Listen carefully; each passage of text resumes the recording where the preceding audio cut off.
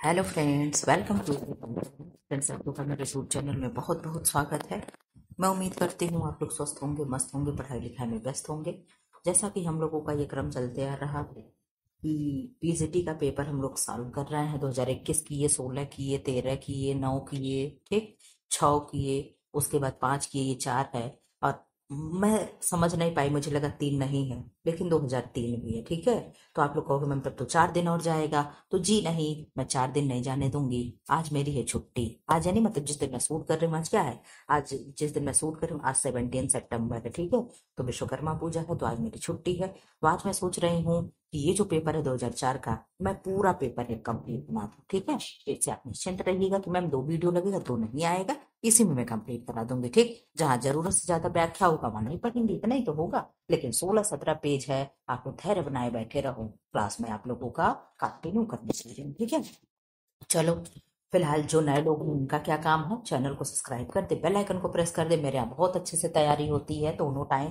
तो इस समय शाम को 6 बजे वाली क्लास बंद कर दिए थे। क्यों बंद कर दिए थे, उसके पीछे रीजन था कि मैं आप लोगों का मैराथन वराथन लगाने लगी थी। ठीक, और मेरा गला क्या किया था, जवाब देने लगा था। ठीक है, इसे मुझे लगा कि मैं बीमार हो जाऊं, उससे पहले एक क्लास को अपने कंट्रोल कर दे रहे हूँ। ठीक है, लेकिन आपका कंटिन्यूस ठीक प्रॉपर प्रॉपर चीजें होने लगेंगी। 6 बजे वाला भी मैं वीडियो लगाऊंगी, कोशिश करूंगी कि लग जाए। कभी कभी नहीं डेली लग रहा तो हफ्ते में 2-3 दिन ही लग जाए। ठीक है, तो फिलहाल आप लोग जान लिया हमें पढ़ना क्या, आप लोग को करना क्या है। चैनल को सब्सक्राइब करना, बेल आइकन को प्रेस करना, और कमेंट में जाकर के कमेंट करना है, वीडियो को लाइक कर देना है, जिससे मुझे भी एनर्जी मिलती रहे। मैं भी आप लोगों के लिए कुछ करने के लिए, मुझे भी मोटिवेशन चाहिए होता है। ये लगता है ना कि कैमरे के सामने मैं बोले जा रही हूँ, कोई पढ़ रहा नहीं पढ़ रहा, मुझसे इंटरेस्टेड है नहीं है। तो अगर आप लोग ये कमेंट कर देते हो कि मैम अच्छा पढ़ा रही हैं, वीडियो अच्छा है, ट्यूशन अच्छे हैं, तो ये लगता है चलो ठीक है, बच्चे पसंद कर रहे हैं। ठीक है, इससे क्या जा रहा है।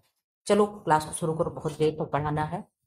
पूरा 125 क्वेश्चन का सेट कराना है, इसलिए फटाफट आप लोग आंसर दीजिएगा। ठीक है, मनुष्य सबसे पहले परिवार का सदस्य है और फिर राज्य का। इस प्रकार राज्य रूप परिवार पर आधारित होना चाहिए। यह विचार किसका है। यहाँ मैं ट्रिक याद कराऊंगी आपको। अभी ट्रिक जब याद कराऊंगी ना, आप एकदम झूम जाओगे। तो क्या, ऑप्शन बी है कन्फ्यूशियस का, ऑप्शन सी है मैकावर एवं पेज का, ऑप्शन डी है आकबर्न और निम्काफ का। आप लोग आंसर दे लो तो मैं अपना आंसर बताऊं ट्रिक के साथ में, जैसे मैंने याद किया है। तो आप आंसर दे रहे हो मैम बी का, बी यानी कन्फ्यूशियस का। अब आप सुनना, परिभाषा सुनो, डेफिनेशन क्या है। मनुष्य सबसे पहले परिवार का सदस्य है। ठीक, एक बार तो इन्होंने कहा कि मनुष्य सबसे पहले परिवार का सदस्य है। ठीक, हमने मान लिया कि हम अपने घर के ही सदस्य हैं। बिल्कुल इन्होंने सही कहा, भाई हमारे घर वाले ना हमें सदस्य मानते हैं। तो जी हाँ, बिल्कुल मानते हैं। फिर इन्होंने क्या कह दिया, फिर कह दिया कि राज्य का सदस्य है। ठीक, क्या कह दिए, राज्य का स्वरूप है। इस प्रकार राज्य रूप परिवार पर आधारित होना चाहिए। तो ये क्या है, ये ऑलरेडी कंफ्यूज है। कौन है, ये कंफ्यूजन में चल रहे हैं। ये डिसाइड ही नहीं कर पा रहे हैं कि जो परिवार है वो अपने अपने घर का, जो व्यक्ति है वो अपने घर का सदस्य है, कि राज्य का सदस्य है, कि गांव का सदस्य है, कि जिला का सदस्य है, कहाँ का सदस्य है। ये कंफ्यूजन में है, ये खुद ही नहीं कंफर्म कर पा रहा है। ठीक है, तो ये कौन कहेगा, ये कंफ्यूजन में जो लोग रहेंगे वही कह देंगे। ठीक है। कैसा ट्रिक लगा जरूर बताना, और ये क्वेश्चन अब कभी आप भुला करके दिखा देना। जैसे भुलाओगे तुरंत आपकी बातें, मेरी बातें याद आएगी। मैं आपको कान में बोलते हुए सुनाई दूंगी कि मैम कही थी कि ये क्या है, ये बड़े ही कंफ्यूजन इंसान है, बड़े ही कंफ्यूज हैं।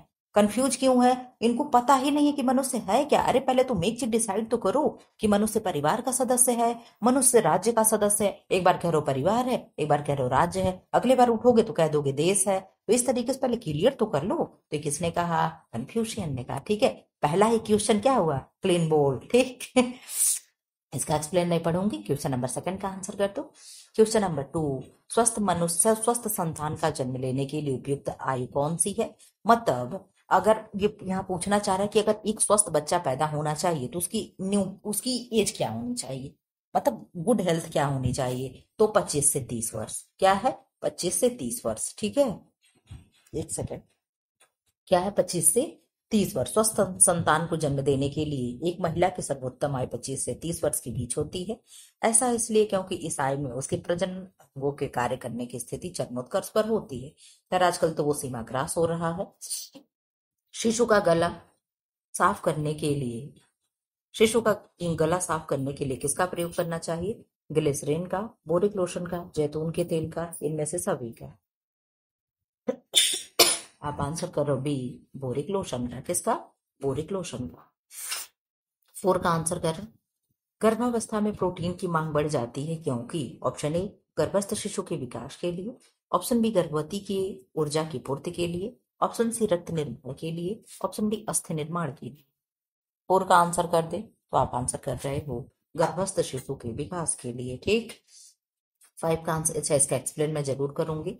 गर्भावस्था में प्रोटीन की मांग बढ़ जाती है क्योंकि अतिरिक्त प्रोटीन की मात्रा गर्भस्थ शिशु गर्भस्थ शिशु कोशिकाओं के निर्माण व गर्भवती महिला में होने वाले शारीरिक परिवर्तन का नए तंतुओं के निर्माण के लिए आवश्यक होता है। एक साधारण महिला की अपेक्षा एक गर्भवती स्त्री को 15 ग्राम प्रतिदिन अतिरिक्त प्रोटीन की आवश्यकता पड़ती है। इस अवधि में दाल हो गए, सूखे मेवे, मांस, मछली, अंडा, दूध, पनीर तथा सोयाबीन आदि के सेवन इससे अतिरिक्त पूर्ति की जा सकती है, यानी जो जो प्रोटीन का रिचेस्ट स्रोत हो। फाइव का आंसर कर दो। डेफिनेशन यहाँ भी है। जनसंख्या शिक्षा जनसंख्या समस्या से संबंधित ज्ञान के प्रति चेतना है। यह परिभाषा किसकी है? ऑप्शन ए मार्शल की, ऑप्शन बी बर्लेसन की, ऑप्शन सी बीडरमैन की, ऑप्शन डी चंद्रशेखर की। आप लोग आंसर करते रहे, क्या होगा? आप आंसर कर दें कि इसका आंसर क्या होगा। तो आप आंसर कर रहे हो, फाइव का आंसर होगा बी, यानी बर्लेसन का। किसका होगा? बर्लेसन का होगा। ठीक है, इधर डिस्क्राइब देखते हो।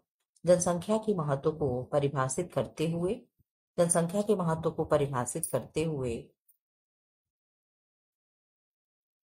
बर्लेसन ने लिखा कि जनसंख्या शिक्षा जनसंख्या समस्या से संबंधित ज्ञान के प्रति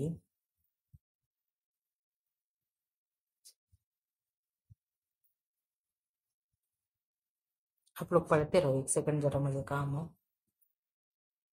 अर्थात जनसंख्या को नियंत्रित करने के लिए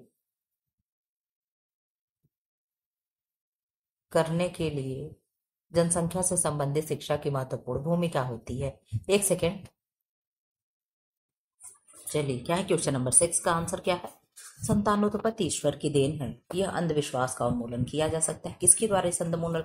ये गांव में अक्सर सुनने को मिलता है। खैर अब तो नहीं, अब तो हर जगह लोग जागरूक हो चुके हैं। ठीक है, बहुत निम्न स्तर के लोग होंगे, लेकिन अब हर जगह जागरूकता हो गई। पहले ये चीजें चलती थी, शिक्षा का व्यक्तिगत संपर्क द्वारा भौतिक तथ्यों की जानकारी देकर, घर घर जाकर उपदेश देकर।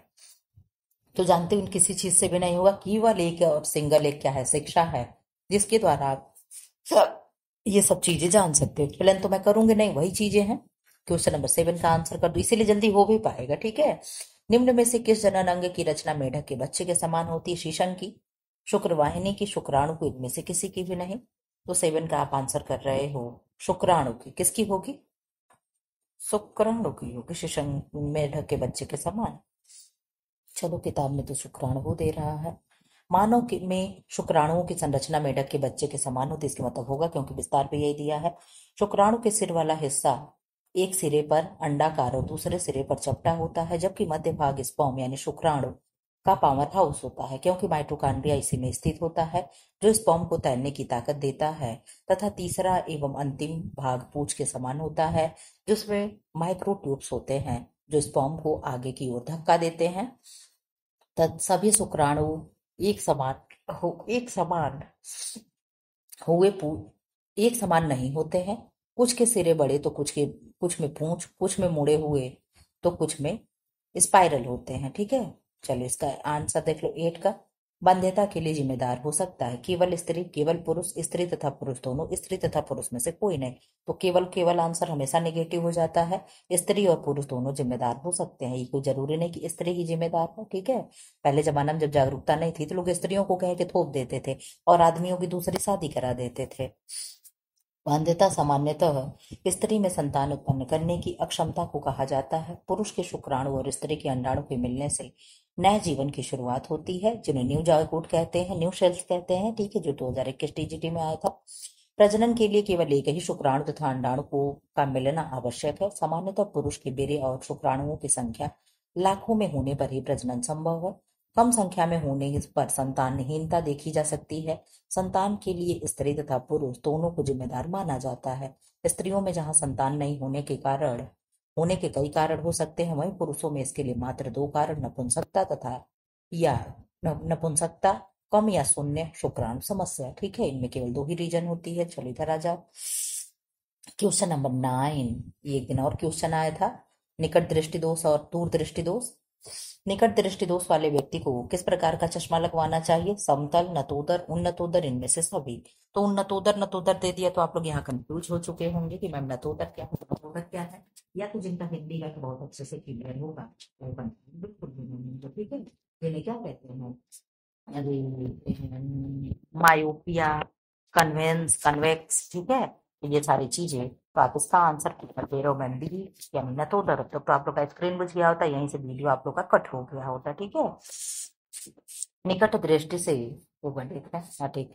निकट दृष्टि से पीड़ित व्यक्ति सामान्यतः नजदीक की वस्तु को नहीं देखता है, परंतु दूर की वस्तुओं उसे स्पष्ट नहीं दिखाई देती। ओहो, निकट दृष्टि से पीड़ित व्यक्ति को नजदीक की वस्तु को स्पष्ट देख सकता है। जिस नाम से दोष होगा वो अच्छी होगी। दूर दृष्टि दोष है तो दूर की चीजें अच्छी दिखेगी, ठीक है। लेकिन जब निकट दृष्टि दोष दे रहा है तो उसे नजदीक की चीजें अच्छी दिखेंगी परंतु दूर की वस्तुएं स्पष्ट नहीं दिखाई देती।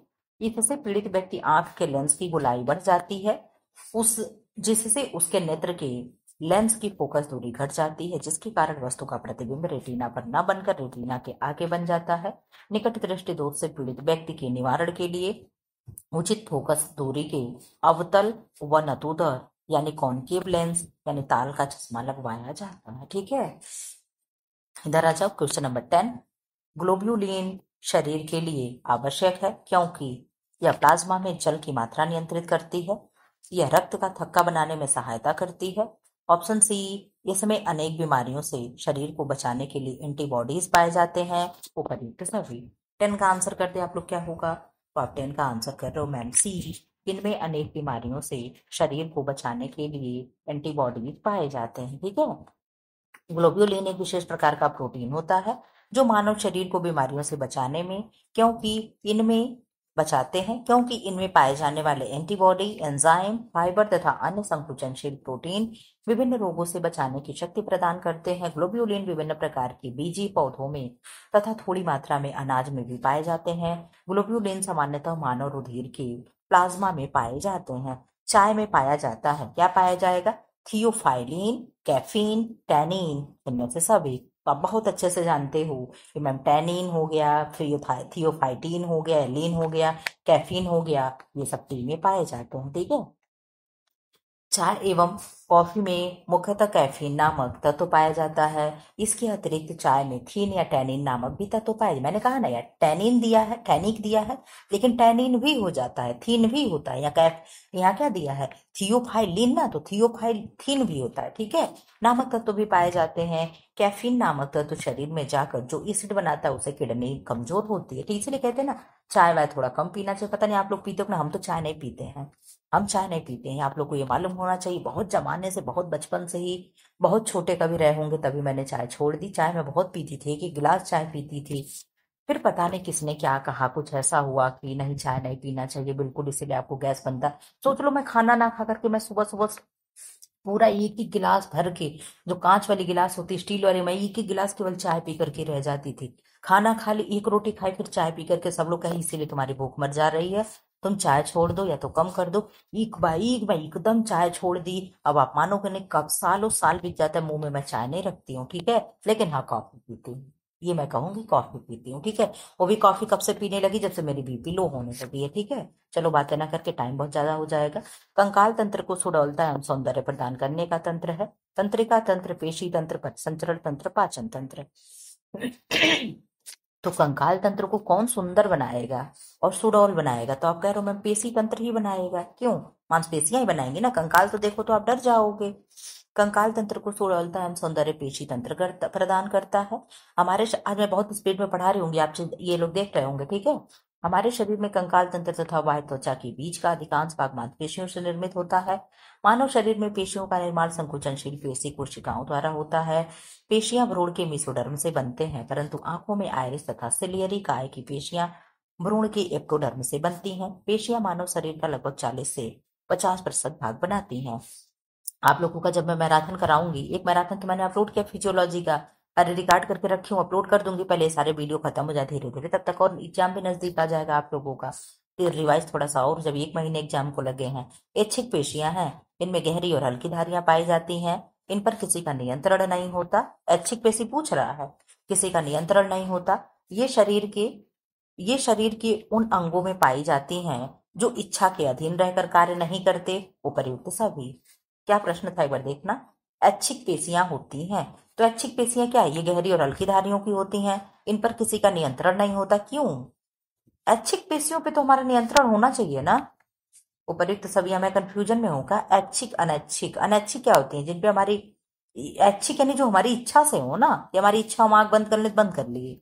चलो खैर कोई नहीं, यहाँ पता नहीं क्या हुआ, मैं खुद नहीं समझ पा रही हूँ। पेशियां शरीर के अस्थितंत्र एवं बाह्य त्वचा के मध्य पाई जाने वाली तथा अंकुचित होने वाले सूत्र होते हैं, जो कोशिका का आकार बदल देती है। मनुष्य में कुल 640 पेशियां पाई जाती हैं, जिसमें अधिकांश पेशियां लगभग 400 रेखीय। ये डाटा आप लोग नोट कर लेना। 400 रेखीय होती हैं। रेखी पेशियां प्राय तंत्रिका तंत्र के चेतन नियंत्रण में मनुष्य की इच्छानुसार कार्य करती हैं, जिसके कारण इन्हें ऐच्छिक पेशियां कहते हैं। ठीक। जिसके क्यों इन्हें ऐच्छिक पेशियां कह रहे हैं? प्राय तंत्रिका तंत्र के चेतन नियंत्रण में मनुष्य की इच्छानुसार कार्य करती, वही तो मैं कह रही हूँ। इच्छानुसार कार्य करते हैं, जिसके कारण इन्हें ऐच्छिक पेशियां भी कहते हैं। ऐच्छिक या रेखित पेशियां अपने दोनों सिरों पर टेंडन द्वारा अस्थियों से जुड़े होते हैं।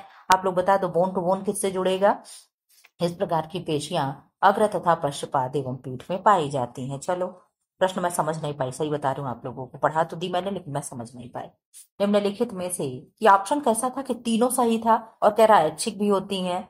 ऐच्छिक यानी अपने जब कंट्रोल में है तो ये चीजें कैसी होंगी? चलो, ऑप्शन ए अध्यापक, ऑप्शन बी बढ़ई, ऑप्शन सी विज्ञानकर्ता, ऑप्शन डी पुस्तक विक्रेता। ज्ञान द्वारा उत्पादन करता है। 14 का आंसर करो आप। 14 का आंसर आप कह रहे हो कि मैम 14 का आंसर हो जाएगा सी, विज्ञापन करता। क्या है? विज्ञापन। सामान्यतः किसी वस्तु या सेवा का उत्पादन तभी बढ़ता है जब ग्राहक उसकी अधिक मांग करते हैं। मांग तभी करते हैं जब उन्हें वस्तु सेवा के बारे में ज्ञान व जानकारी हो, और यह तभी संभव होता है जब यह वस्तु या सेवा के बारे में विज्ञापनकर्ता द्वारा विज्ञापन व प्रचार किया जाता है। मैं कहती हूँ ना, आप लोग मेरे वीडियो को शेयर करो ताकि वीडियो लोगों के पास जाए, प्रचार हो। आप लोग शेयर करोगे, लोग देखेंगे कि बच्चे शेयर कर रहे हैं, पढ़ रहे हैं, इसके मतलब अच्छी चीजें तो क्या है, तो ज्यादा से ज्यादा प्रचार प्रसार होगा। लेकिन आप लोग ये क्यों करोगे? आप लोगों को क्या है, अपना पढ़ो निकल लो। गेहूं जैसे, अच्छा मान लो आप लोग कोचिंग नहीं कर रहे हो, ठीक, मैं जानती हूँ जो मुझसे पढ़ रहे हो कोई भी बच्चे कोचिंग नहीं कर रहे हैं, ठीक है। अगर आप लोग कोचिंग करते तो शायद मुझे इतना समय ना देते, ठीक। लेकिन अगर आप कोचिंग कर नहीं रहे हो तो आप जैसे और भी जरूरतमंद बच्चे नहीं होंगे जो कोचिंग नहीं कर रहे होंगे, तो आप लोग शेयर कर दिया करो जहां कहीं भी आप लोग तमाम ग्रुप में जुड़े होते हो, ताकि उन बच्चों को भी वीडियो मिल जाए जो कोचिंग नहीं अफोर्ड कर पा रहे हैं। अच्छी चीजें हैं, नहीं है वो भी देख लें। एक बार शेयर कर दो, उन्हें जरूरत लगेगी पढ़ेंगे, नहीं लगेगी छोड़ देंगे, ठीक है। चलिए आंसर करिए। गेहूं जैसे अनाज की खरीद के बाजार को कहते हैं नमूने द्वारा बिक्री का बाजार, ट्रेडमार्क द्वारा बिक्री का बाजार, ग्रेड द्वारा बिक्री का बाजार, उपर्युक्त सभी। तो 15 का आंसर आप कर रहे हो मैम डी, यानी ये सब हो जाएगा। नमूने द्वारा भी गेहूं के बिक्री का बाजार होगा, और ट्रेडमार्क भी होगा, ग्रेड भी होगा, उपर्युक्त सभी होगा, ठीक है। 15 का डी, सामान्यतः खाद्य जैसे गेहूं, चावल, जौ, मटर, मक्का इत्यादि की बाजार में बिक्री नमूना, ट्रेडमार्क या ग्रेड किसी भी उपयुक्त आधार पर की जा सकती है। यह वर्तमान परिस्थिति या वस्तु पर निर्भर करता है कि उसकी बाजार में बिक्री किस प्रकार से की जाए, ठीक है। 16 का आंसर कर दें। बहुत सा क्वेश्चन हो सकता है ना कि आप लोगों को, क्योंकि 2004 का पेपर है और 2004 11-12 साल हो गया पेपर को, तो आप लोग देख लेना, बहुत सी चीजें बदली हुई भी होंगी, जो करंट से होंगी उसे हम पढ़ेंगे ही नहीं। वैधानिकता के आधार पर बाजार का वर्गीकरण है उचित बाजार, चोर बाजार, खुला बाजार, इनमें से सभी। तो ये सब होगा, क्योंकि बाजार के दिल्ली में आप लोग देखते हो चोर बाजार लगता है कि नहीं लगता है? तो बिल्कुल ये सभी आंसर हो जाएगा। मुख्यतः बाजार मुख्यतः बाजार मुख्यतः प्रतियोगिता, अवधि, वैधानिकता व क्षेत्र के आधार पर वर्गीकृत किया जाता है। वैधानिकता के आधार पर बाजार के निम्नलिखित प्रकार होते हैं। ऑप्शन डी सही है, उचित बाजार, चोर बाजार एंड खुला बाजार। आप लोग डेफिनेशन यहाँ पढ़ने, पुस्तक है द वेल्थ ऑफ नेशन, पुस्तक जिसमें बाजार को उपभोक्ताओं के हितों का सबसे अच्छा संरक्षक माना है, किसकी रचना है? तो द वेल्थ ऑफ नेशंस। ये पुस्तक किसकी है? आप बहुत अच्छे से जान रहे हो। ऑप्शन ए री बंसल एवं Agarwal, Adam Smith, professor J K Mehta, professor पूर्णो। तो आप बहुत अच्छे से इसका आंसर जान रहे हो कि मैम हो जाएगा आंसर बी, यानी एडम स्मिथ। कौन होगा? एडम स्मिथ हो जाएगा। क्या हो जाएगा? एडम स्मिथ हो जाएगा। प्रतिष्ठित अर्थशास्त्री एवं धन संबंधी अर्थशास्त्र के पढ़ेगा प्रोफेसर एडम स्मिथ। आप लोग पढ़ते रहे professor Adam Smith, professor Adam Smith महोदय ने सन 1776 में द वेल्थ ऑफ नेशंस नामक पुस्तक का प्रकाशन किया। इसमें इन्होंने बाजार को उपभोक्ता के हितों का सबसे अच्छा संरक्षक माना है। एक सेकंड, इसका पूरा नाम an inquiry into the nature and causes of the wealth of nations है, ठीक है, लेकिन इसी नाम से फेमस हो गया और फेमस पुस्तक है। 18 का आंसर करते हैं। कल्पना में क्या होता है? स्वयं रचनात्मक शक्ति है, सृजनात्मक होगी, पूर्व अनुभवों के आधार पर नया पुनर्गठन होगा, उपयुक्त सभी। हम कल्पना किसी चीज की करते हैं तो कैसे करते हैं? हम इन सब के आधार पे करते हैं, ठीक है। यानी ऑप्शन नंबर डी हो जाएगा। आप लोग देख रहे हो 2004 में अक्सर डी ऑप्शन सही हो रहा है, तो ऐसे भी पेपर आते हैं, ठीक है। मैं आप लोगों को बताऊंगी जब पेपर करीब आएगा तुक्का कैसे लगाते हैं, तो इसी आधार पे तुक्का लगाते हैं। जैसे 3 क्वेश्चन 4 क्वेश्चन आप लगातार देख रहे हो, ये सही हो रहा है, ठीक। अब भाई जो सही हो रहा है आपको तो पता है ना कि कौन सा ऑप्शन सही हो रहा है, जो कंफर्म हो। तो अगर लगातार 4 सही हो रहा है ए, तो आप लगे नीचे एक और ए कर दोगे तो हो सकता है वो भी सही हो। वो 100% नहीं होता है, ये भी समझ लीजिएगा। लगातार अगर आप देख रहे हो सी 2 को सही हुआ, तो एक आप कर दोगे तो हो सकता है तीसरा सी भी सही हो जाए, ठीक है। लगातार डी हो रहा है, अगर 2 डी हुआ 3 डी हुआ और उसमें एक कर दिए तो हो सकता है सही हो जाए, ऐसे तुक्का लगाते हैं, ठीक है। हम तो ऐसे करते हैं, हमारा अक्सर सही होता है, ये भी आपको बता दें, अपना अनुभव शेयर कर रहे हैं। ऐसे मेरा तुक्का नहीं सही होता है, ठीक। ऐसे अंधाधुंध अगर करते हैं तो नहीं होता है, ठीक है। लेकिन जब मैं पूरे पूरे पेपर को मैं रियलाइज करती हूँ, एनालिसिस करती हूँ, जब ये लगता है कि इस पेपर में 5 क्वेश्चन ए सही हो गए, फिर लास्ट में आए तो ए हुआ, बी हुआ, सी हुआ, डी हुआ, इसमें से कुछ भी होते रहा, फिर नीचे आए तो फिर देख रहे सी 3 4 सही हो गया। तो इस तरीके से करके हम कर लेते हैं। तो आप लोग का एग्जाम आएगा तो मैं बताऊंगी कैसे तुक्का भी लगाते हैं। जब सब बताए तो ये भी बता देंगे। चलो सॉरी, आज मेरे गले में दिक्कत हो रही है। असल में जाने मैं थोड़ी सी बारिश में भीग गई हूँ। मानसिक शक्तियों में कल्पना का अत्यंत महत्वपूर्ण स्थान होता है। कल्पना के अंतर्गत सृजनात्मकता व रचनात्मकता होती है। कल्पना के अंतर्गत पूर्व अनुभवों के आधार पर नए विचारों का पुनर्गठन होता है। इसी अद्भुत सत्य के बल पर संसार के इतिहास में महान कार्य हुए हैं। कलाकारों, कविताओं, नाटककारों, दार्शनिक तथा ज्ञानियों ने इसी के बल पर अपनी कला का निर्माण तथा सृष्टि की अनेक रहस्यों का उद्घाटन किया। इसी के द्वारा मनुष्य अपना लक्ष्य स्थिर करता है तथा उज्जवल भविष्य को निहारता है नहीं, देखता है। 19 का आंसर कर दे। अनुसंधानकर्ता द्वारा स्वयं संकलित किए गए आंकड़े को क्या कहते हैं? अनुसंधानकर्ता माने रिसर्चर। प्राथमिक आंकड़े, द्वितीयक आंकड़े, प्राथमिक और द्वितीयक दोनों, इनमें से कोई नहीं। यानी अनुसंधानकर्ता रिसर्च कर रहा है, वो स्वयं डाटा संकलित कर रहा है, स्वयं आंकड़ों को संकलित कर रहा है, तो उन्हें हम क्या कहेंगे? तो उन्हें हम प्राथमिक कहेंगे। क्या कहेंगे?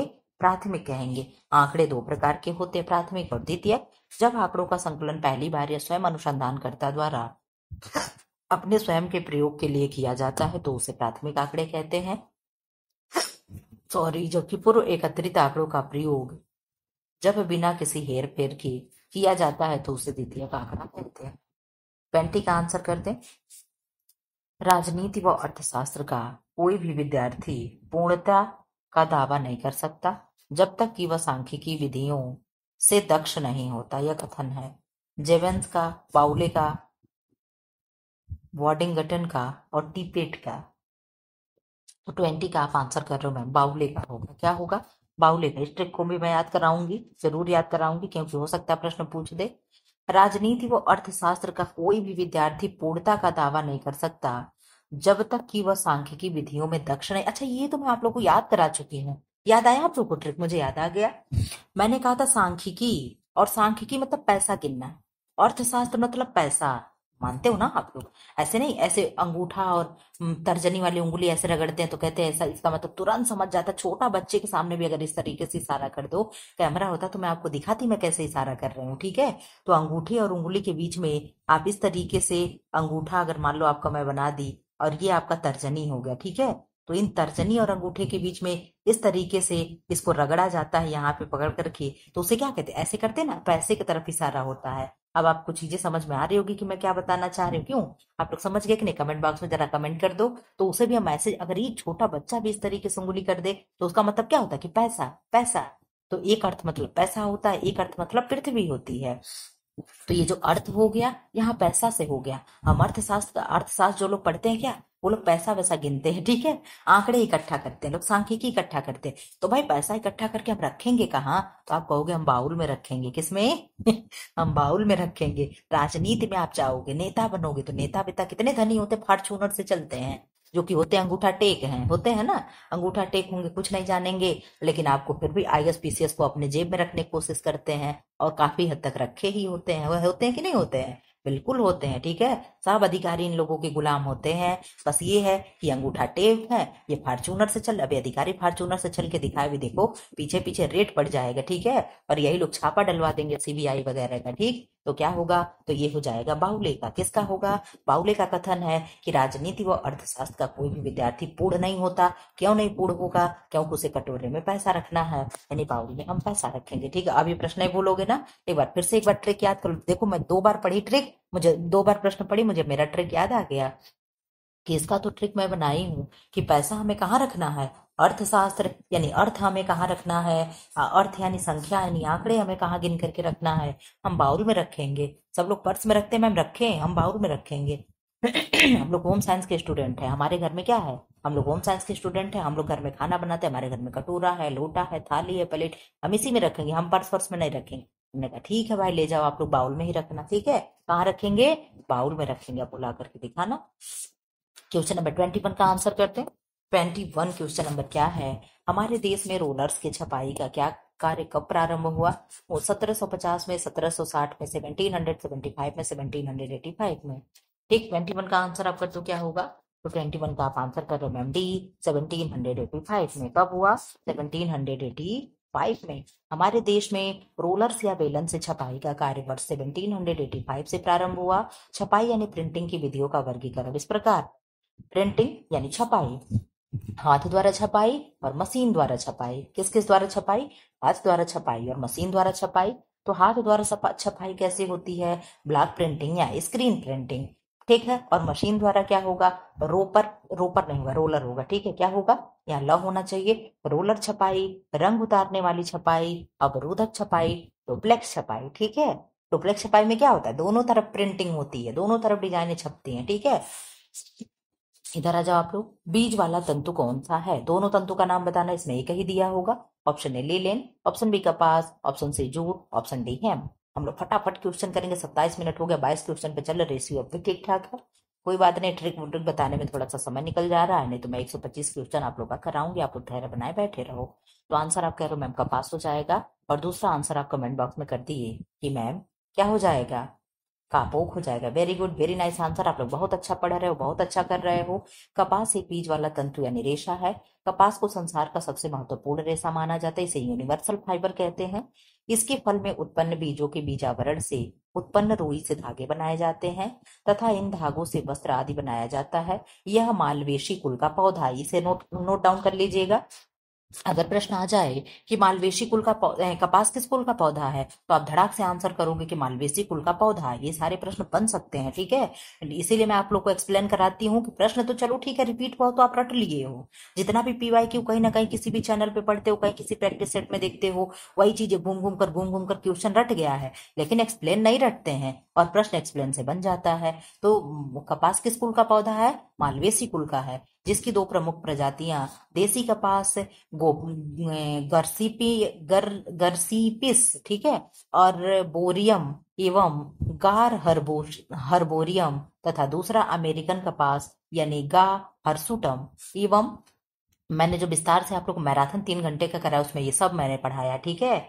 गा हिर्सुटम एवं बोरेंडेंस है। अमेरिकन कपास के रेशे लंबे तथा रुई चमकीला एवं उपज देसी कपास से अधिक मिलता है, ठीक। आप लोग ना देखे हो टेक्सटाइल वाला जो दिया है 3 घंटे का, मैंने मैराथन अपलोड किया है, जा करके देख लो, 2x पे ही देख लो, जा करके देख लो। लेकिन आप देख सकते हो आपका पूरा एकदम जीरो से लेकर के जितना भी होता है सब मैंने प्रिंटिंग तक कराया, लेकिन उस वीडियो में नहीं है। दूसरा 2 घंटे का मैंने वीडियो रखा, 5 घंटे का टारगेट था, मैंने 5 घंटे का आपका मैराथन रिकॉर्ड किया, लेकिन 3 ही का अपलोड किया, 2 का किसी और दिन अपलोड कर दूंगी, ठीक है। जिस दिन मेरा मोड लगेगा कि हाँ आप लोग पढ़ रहे हो, उस दिन मैं कर दूंगी, ठीक। एक प्लास्टिक रेशा है, रेयॉन है, नायलॉन है, और लॉन है, और डेक्रान है। तो 23 का आंसर कर दो, क्या होगा? 23 का आपने आंसर कर दिया मैम, सी होगा। क्या होगा? प्लास्टिक रेशा क्या है? आर्लॉन है, ठीक है। आर्लॉन एक प्लास्टिक या एक्रिलिक रेशा का उदाहरण है। एक्रिलिक फाइबर रेशा है सिंथेटिक फाइबर पॉली एक्रिलोनाइट्राइल नामक बहुलक के मोनोमर से बनता है। ड्यूपॉन्ट ने 1941 में पहला एक्रिलिक फाइबर को बनाया जिसे उसने ऑरलॉन नाम का ट्रेडमार्क दिया, जबकि रेयान, नायलॉन तथा डेक्टॉन आदि संश्लेषित रेशे के उदाहरण हैं। ठीक है, 24 का आंसर कर दें। रेयान का इतिहास सर्वप्रथम किसने तैयार किया? तो रेयान का इतिहास किसने तैयार किया? Option A Count Hilaire de Chardonnet. The species pedal है या पाडल लिखा है, पीडल है और डेकरॉन है। कुछ भी आंसर बना दिया, आप जानते हो आंसर क्या होगा। अब अगर आंसर जानते हो तो इधर उधर कुछ भी घुमा दे। काउंट हिलेरी डी चार्टोनेट किसने किया है? Count Hilaire de Chardonnet. अगर कोई सन भी जान रहा हो तो बता दे। काउंट हिलेरी डी चार्टोनेट ने बेसेन कौन फ्रांस में जन्मे एक फ्रेंच इंजीनियर थे। क्या थे? एक सेकेंड, कुछ भी क्या थे? इंजीनियर थे। ठीक है, इंजीनियर तथा उद्योगपति थे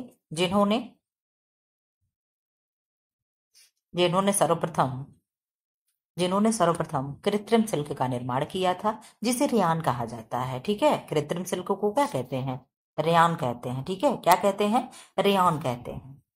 रेयान सेलुलोज से बना एक कृत्रिम रेशा है जिसका उपयोग कपड़ा बनाने, कालीन बनाने, चिकित्सा क्षेत्र में लिंट या जाली आदि बनाने में किया जाता है। ठीक है, चले आंसर दे दे 25 का। ठीक, स्थान से अभिप्राय क्या है? रेखाओं का उचित सामंजस्य, रिक्त स्थान, आकर्षक सतह, मनोभावों को परिवर्तित करना। 25 का आप आंसर कर दे, क्या होगा? तो 25 का आप आंसर कर रहे हो कि मैम 25 का आंसर हो जाएगा रिक्त स्थान। ठीक है, स्थान से अभिप्राय है खाली स्थान, रिक्त स्थान। ठीक है, ये से भी प्रश्न बन जाते हैं। चलो 25 क्वेश्चन हम लोग कर लिए, फटाफट आप लोग करते रहो। लय एक डिजाइन का में दृष्टि का चलायमान होता है। किसने कहा?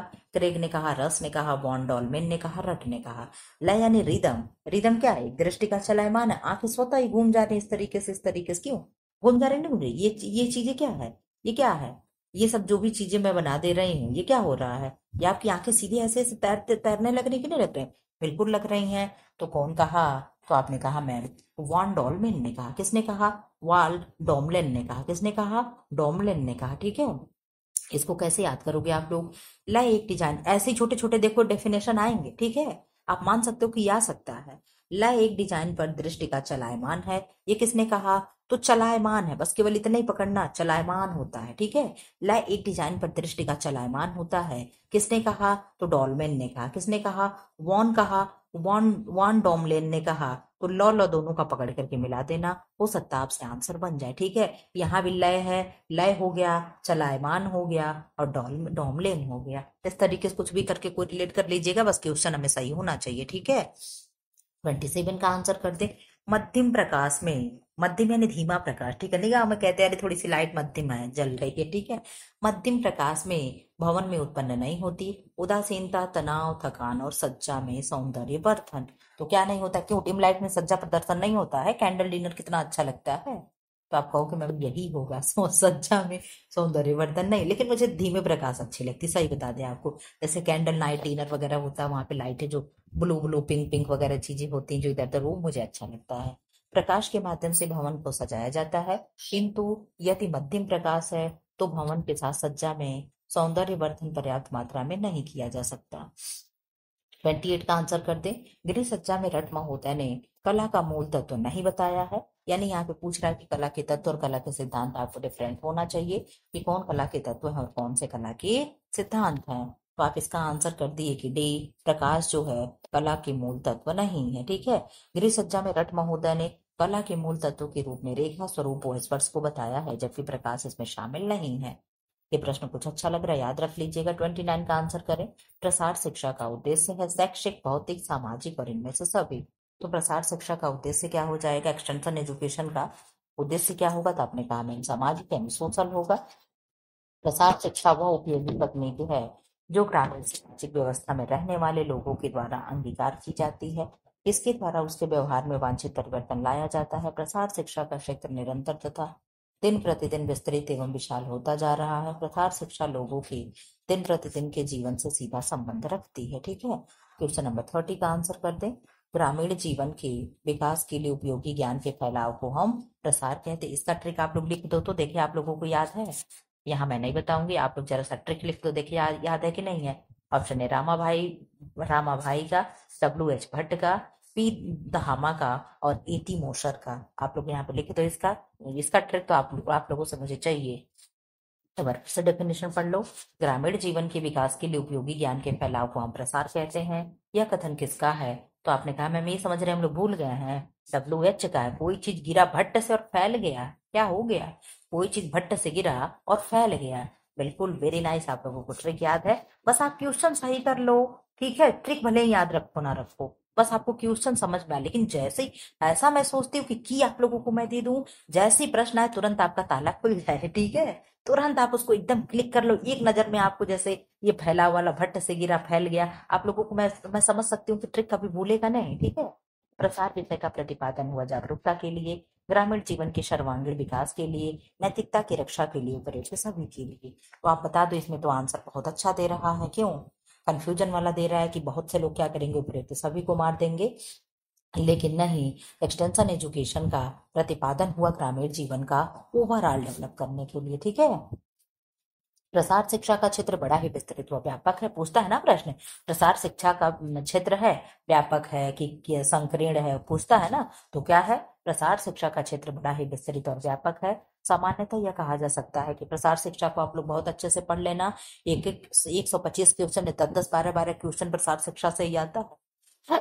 कोई भी हल्के में नहीं लेगा। योजनाएं मैंने सब मैराथन करा दी, आप जाकर के देख सकते हो। प्रसार शिक्षा ग्रामीण जीवन के सभी पक्षों को उन्नत करने के लिए काम करती है।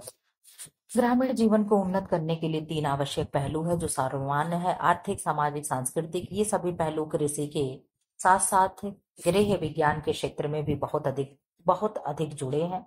स्पष्ट है कि प्रसार शिक्षा के विषय का प्रतिपादन ग्रामीण जीवन के सर्वांगीण विकास के लिए हुआ है। 32 का आंसर कर दें। ग्रामीण लोगों को ऐच्छिक रूप से किस कार्य में भाग लेना चाहिए? प्रसार में, समूहगान में, टीवी में, नेतागिरी में। तो गांव वाले नेतागिरी में तो बहुत आगे रहते हैं, तो आप कहोगे मैम प्रसार में भाग लेना चाहिए। ठीक, एक्सप्लेन इसका मैं नहीं पढ़ाऊंगी। ठीक है, कुछ विद्वानों ने प्रसार शिक्षा को प्रसार, कृषि शिक्षा, पशु चिकित्सा, डेयरी विज्ञान, गृह प्रसार तथा स्कूल के बाहर की शिक्षा व्यवस्था के रूप में भी परिभाषित किए। शैशवावस्था है, कौन सी अवस्था है? समायोजन की अवस्था, आत्मनिर्भरता की अवस्था, समस्या की अवस्था, अनुकरण की अवस्था। आप बता दो। शैशवावस्था है। शैशवावस्था क्या है? तो आप कह रहे हो मैम समायोजन की अवस्था है। शैशवावस्था में बच्चा अपना क्या करता है? अपने आप को समायोजित करने में लगा रहता है। बालक के जन्म लेने के उपरांत की अवस्था को शैशवावस्था कहते हैं।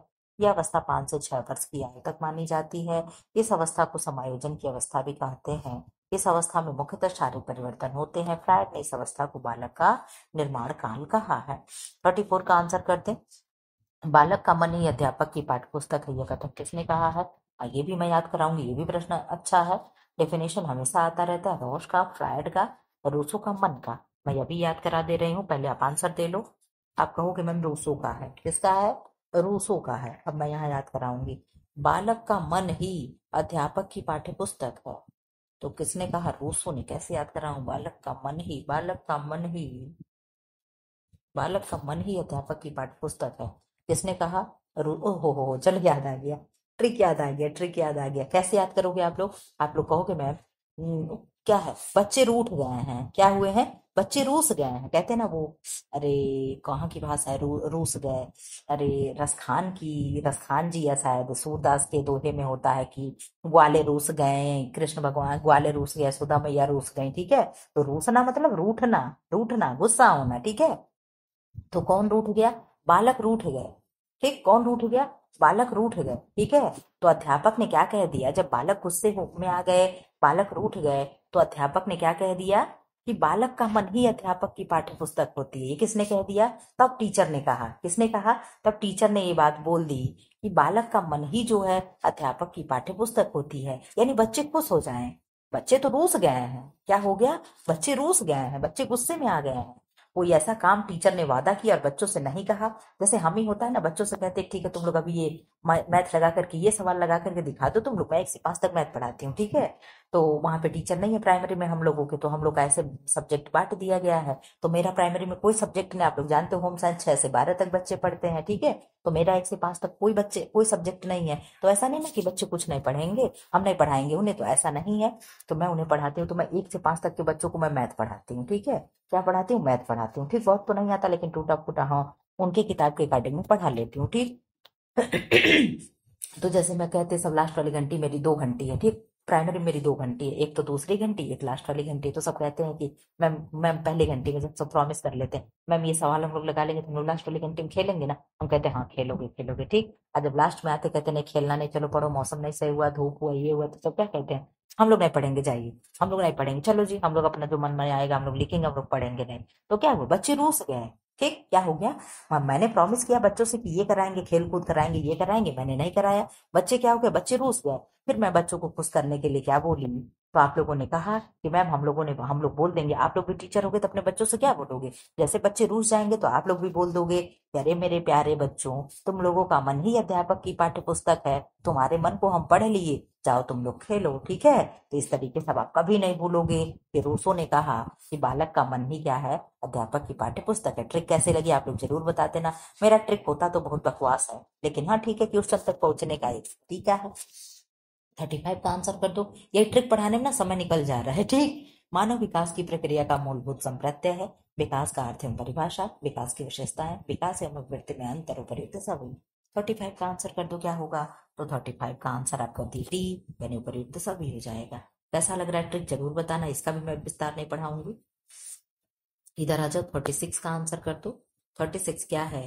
यहाँ भी ट्रिक दिया, ठीक। अरे परिभाषा दिया, इसको छोड़ दो, मैं याद कराऊंगी।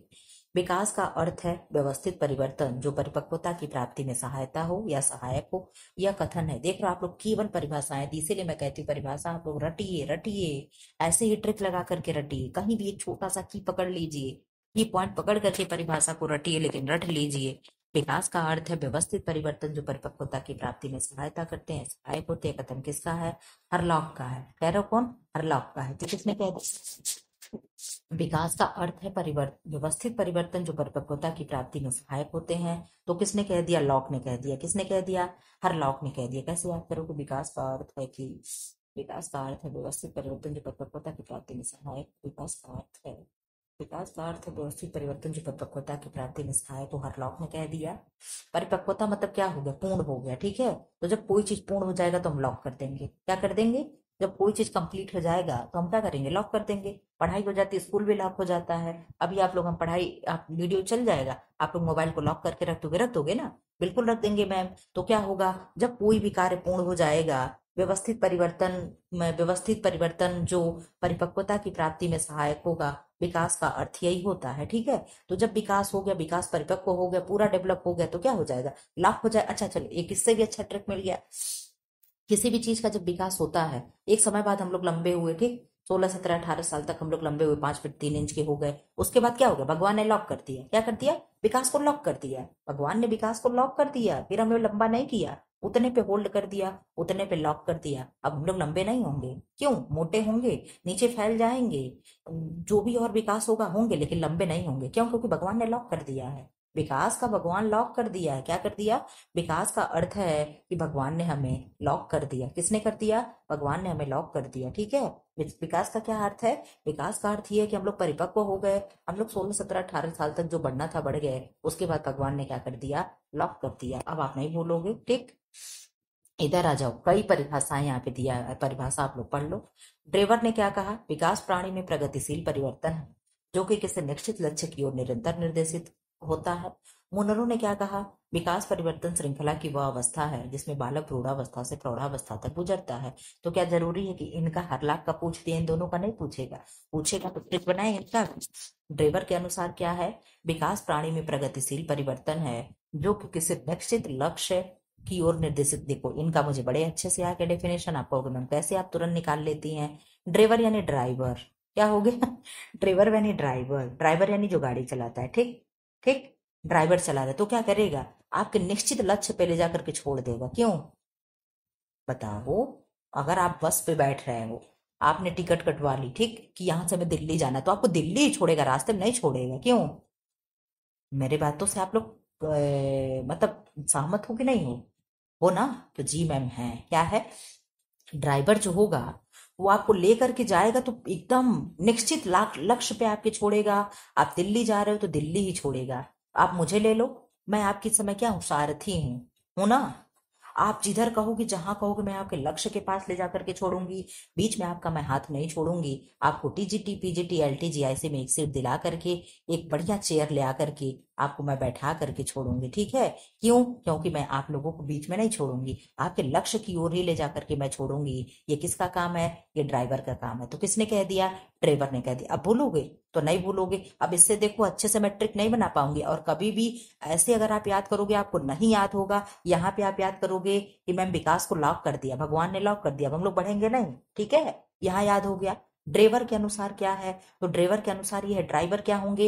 हमें निश्चित लक्ष्य पे ले जाकर के छोड़ेंगे, इधर उधर रास्ते में नहीं उतारेंगे। अगर मैंने दिल्ली का टिकट लिया तो दिल्ली छोड़ेंगे, मुंबई का टिकट लिया तो मुंबई में ही उतारेगा। कि ट्रेन वाला आपको फेंक देगा टीटी निकाल करके? बिल्कुल नहीं फेंकेगा। तो ये चीजें हो गई, दो डेफिनेशन याद हुआ। अब मुनरो के अनुसार आप लोग देख लो, मुनरो ने क्या विकास की परिभाषा दे दिया। मुनरो ने कहा विकास परिवर्तन श्रृंखला की वह अवस्था है जिसमें बालक भ्रूणावस्था से प्रौढ़ावस्था तक गुजरता है। तो मुनरो, मुनरो का क्या होगा भाई? मुनरो, मुनरो के शब्दों में विकास परिवर्तन श्रृंखला की वह अवस्था है जिसमें बालक भ्रूणावस्था से प्रौढ़ावस्था तक गुजरता है। मुनरो ऐसे में दो तीन बार पढ़ती हूँ ना तो मुझे ट्रिक दिख जाता है। ठीक? मुनरो, मुनरो, मुनरो इनके नाम में कुछ रखा नहीं है क्या? मुनरो के शब्दों में विकास परिवर्तन की श्रृंखला का वो अवस्था है जिसमें बालक, अच्छा, एक चीज मुझे ट्रिक याद आ रहा है लेकिन आप लोग बहुत हंसोगे, कहोगे मैम ऐसा ट्रिक बना दी। मुनरो मतलब आप लोग जानते हो, जैसे हमारी दादी थी, ठीक, जिसको हम माई कहते थे, आपको मैं बताई थी। वो कहानी बताती थी, जैसे सीता को नहीं हरण करके ले गया था वो रावण, अपने लंका में रखा था।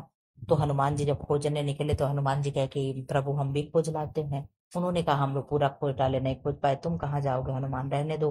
उन्होंने कहा अरे एक बार तो मैं जाऊंगा ही खोजने, लेकिन अगर मैं पा लिया तो मैं क्या करूंगा? तो नहीं, राम ने कहा कि अगर आप पा लिए तो क्या करोगे, कैसे बताओगे कि सीता कहाँ है, क्या है, कैसे वो जानेंगे कि तुम हमारे तरफ से जा रहे हो, खोजने गए हो, उन्हें कैसे ट्रस्ट होगा?